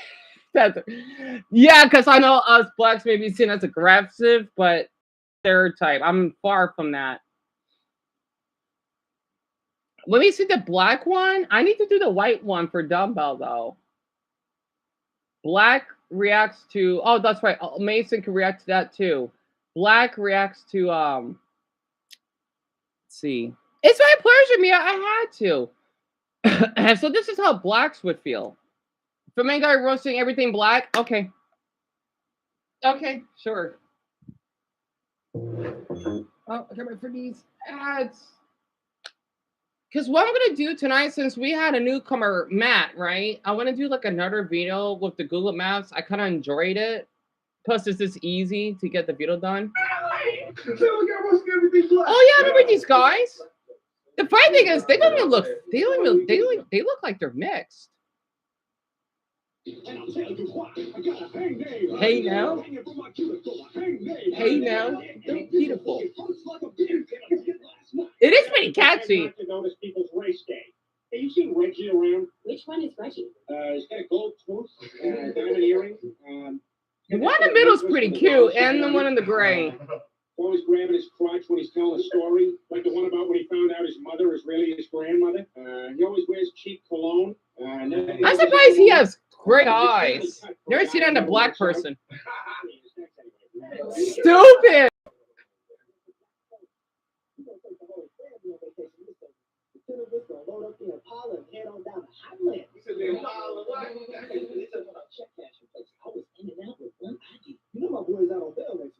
It seems like yesterday he was in juvie. Because black kids, they would get their asses in trouble, they would get released, and then go back to jail. That's pretty accurate. Oh, well, Bronny, thank you for being here, though. So, Mason, they're called the Cartier family. They did this reaction 2 years ago. They did other videos as well. You remember this one? I bet it'd be even more fun than when I went to White Castle. Names are a little deceiving. Stupid! That dollar's getting all over town. Yeah, like your mom. Hey, man, you seen that movie, The Code? The Code? How you was going to talk about The Code? I mean, I saw the movie, but I was like, oh! Oh, no! This one! This is my favorite! You, baby! I don't get the joke, but it's so cute. Oh no, Mace has to go to bed. Oh, that's my favorite. My brother and I laughed at that when I was younger. Oh, that's like the best black stereotype. I don't get it. I don't get it about that joke though. Oh, it's so cute. Oh. Dumbo, I'm gonna do yours right now. This was uploaded 2 years ago, right? Oh my god, I needed this right now. This would help me a bit with my stupid code. Yeah, the heart monitor one. Oh, these guys are adorable. I like how they're like different skin tones, though. Again, us blacks are not this one color. People would be surprised. You just don't see it that often. How does a white person react? Let's see, white react.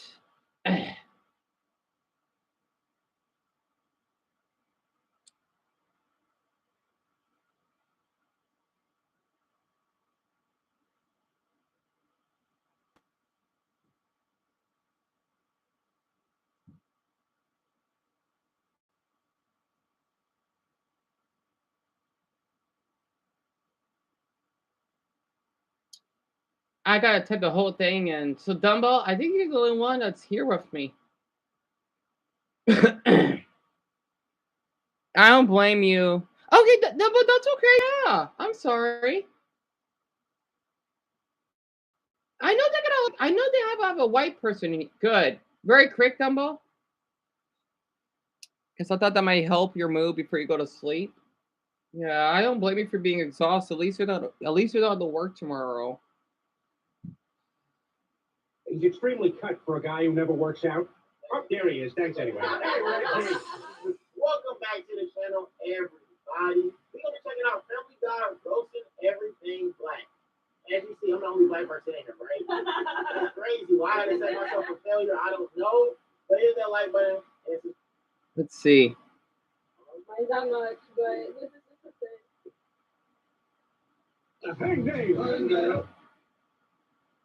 Oh, good, Dumbo. I'm glad. I don't know what the heck happened though. I don't know what happened. Because okay, very quick, right? I was upset because I thought something happened to my channel. Because I've only seen, I forgot whose comment it was. It was only one of them. Because I'm thinking, why did my comments not show up? You know, I was freaking out because I thought I did something wrong. And I'm glad you told me because that shouldn't be happening. You know, it was really weird. I can't find any white ones. Damn it. I know they're in here. I just can't fucking find it. But I know you gotta go to bed anyway. So I think the glitch is fixed. Right. The community post, right? I don't know what the heck is going on with the internet lately. First it was Google and then now YouTube. Actually, let me check very quick. So a few of them said that their Google is fixed, right? Let me check mine very quick. Oh, a 19-year-old kid in Cincinnati was struck by a drunk driver last night. And so you got your heart. You know, it's kind of hitting me now, but maybe I was thinking more metaphorically. Oh no, you said you wanted a heart over and over again. You sang that whole song about it. Meanwhile, Yeah, my brother's going to work. Has anyone ever stopped to think about him needing a heart where he would have gotten his heart from? bumped right up to the top of the donor list, which means Nope. father. They still haven't fixed it yet. Oh, this blows. I hope they will. But at least Mason and I forgot who else mentioned. They still have the issue. Maybe it's just taking a while. I don't know.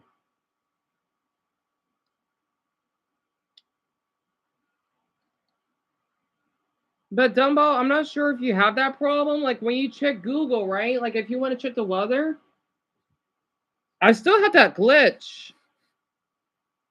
Okay, I'll keep that in mind, Dumbo. I'll keep that in mind. But besides that, are you able to see the weather or the little speaker right on Google because it still hasn't shown up for me.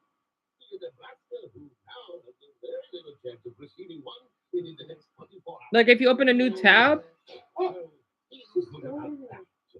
Now, who wanted the brain? Oh, I like when Dad talks tough. He sounds like Dirty Harry. You gotta ask yourself one question. Do I feel lucky? Well, turkey punk. Oh, Mr. Hattie. You're really not gonna like what I have to say. Yeah, I know. Me too. I was freaking out.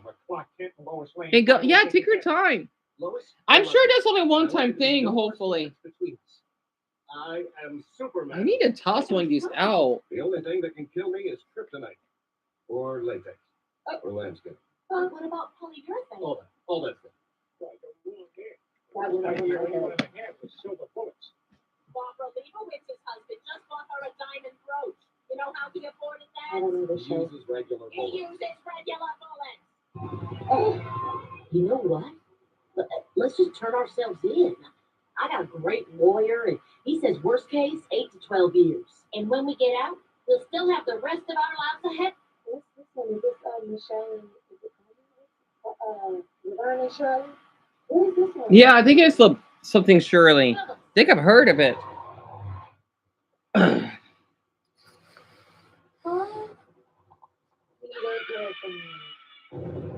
Goodbye, terrible women. We now return to Captain America, Civil Union. All right, Captain America, we have to get ready for the big fight with It's the same? Who do we have on our side? Huh. Scarlet Witch. This is weird. Who's Randy? You know Randy lives in my guest house. We've been friends since college. That's odd. He's the guy with Periscope. You are such a coward. Oh. Randy. I hate that stupid layout. Because if I want to check something like an answer, I won't pop up. Oh, I think this is like some weird Google test that they're doing, right? I just got. I mean, I had to double check because I'm thinking this only affected me. Then I'm thinking, oh my goodness, it has to be my MacBook, but it's not. Weird, because if it's happened to you and then it happened to Mason, right, and then a couple others, then it's a glitch. But yeah, double thank you for telling me that. I hope you sleep well. Oh yeah, go ahead. I'm probably not gonna screenshot this time. I want to, but I don't feel like it. I think I did enough. Wait, what did Greg say?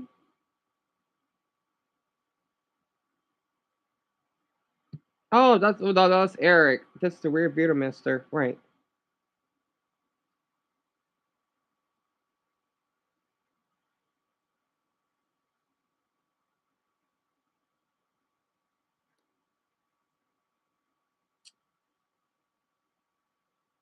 Watch a movie with us. We absolutely. I don't even like to watch movies with my husband.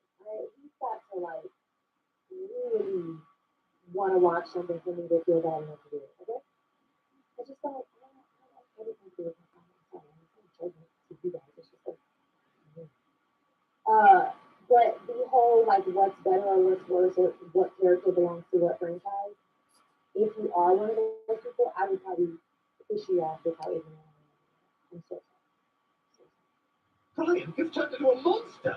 Hey, that's offensive to the monster community. Yeah, some of us are nice.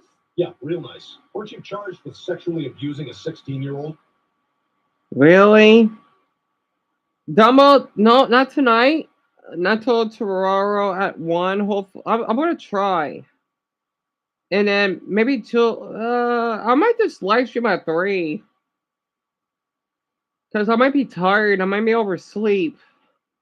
Irma's accuser recanted and admitted the relationship was consensual. Yeah, but wasn't there another case that was only thrown out because the statute of limitations had expired? No comment. Cookie! Ah, he wants a cookie. Ah, I love the Muppets. We now return to Superman. Lois, what's wrong? Clark, we all have breast cancer. The doctor says it's as if our breasts have been x-rayed 5 hours a day, every day for the last 3 years. Oh my God, that's terrible. I First, get this everyone one. I've never known, and now you guys. That's mean. The NBC executive who suggested we assault the nation's Chicago-themed program. I hear they're working on Chicago Seinfeld. What's the deal with the south side of this town? Don't say it, Kramer. Feeling all right. Thanks to the magic of it. Dynamite! Good times. 3 hours ago. This is Good times. oh, My mother's favorite show. with Penny, and Michael. Oh, Janet Jackson was on the show, She was? and I cannot think of the name. This is gonna drive me crazy. Y'all, I know this one. Oh, Yeah. James. Hey, Mama, what's wrong with you? with me. Oh, I'm about to get so upset. Florida. Florida. That's the name of the state. What is that thing? Good Florida. times. Good times.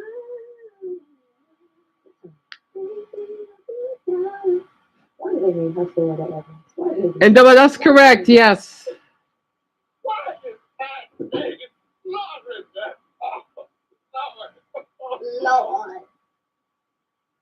JJ. Dynamite. Dynamite. In Superman 2, Oh, she's adorable. Darn it. She's so adorable. All right. Oh, man, I need to do a black poll. I may just do a poll about like black sitcoms. I don't know tomorrow. But yeah, and Dumbo, not worrying about the votes. I didn't forget. Do I need to screenshot anything? I don't think I do. The first part, wait. I do want to screenshot Eric's.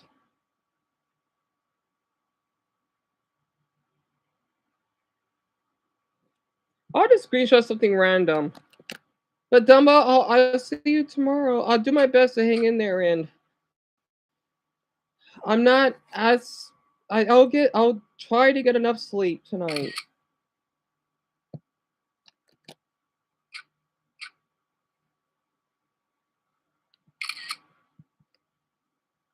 what is the story where that cellophane S that Superman rips off his chest and throws at the bad guy? Yeah, I know, but Oh, from Prepare to be I don't know destroyed, anything about Superman. Superman. Sorry, guys. Superman 2? What was that? Yeah, take that, you jerk. That was a minor inconvenience. Yeah, well, that's the idea. Slowed you down, I'll say. Ow, didn't see that coming, did you? I don't know what's Yeah, going well, on. you know, take that. That's Yeah, an ice just like the cream. Pink Panther. What's wrong with him, Doctor? Well, it seems his lungs are completely filled with Owens Corning fiberglass. Oh, Grant, I gotta go to bed. Look, he Darn it! I already screenshot it. No, I'm doing okay. I'm just getting over a cold.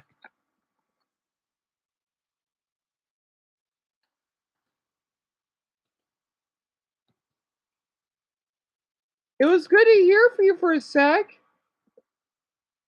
I wish you got here so late. Thank you for being here for a bit. I already screenshot and my map is gonna freeze. In Dumbo, he already has to go to bed. Plus, I think it's for the best because I don't want him to get tired. I'll see you tomorrow, Grant. It sucks you got here so late. Oh, I hate when that happens. And he got here like in the like beyond late, as in bedtime late. I'll talk to you tomorrow, Grant. I'm sorry. Wait, did you scratch everything? Yeah, you did. Yeah, everyone went to bed. You did.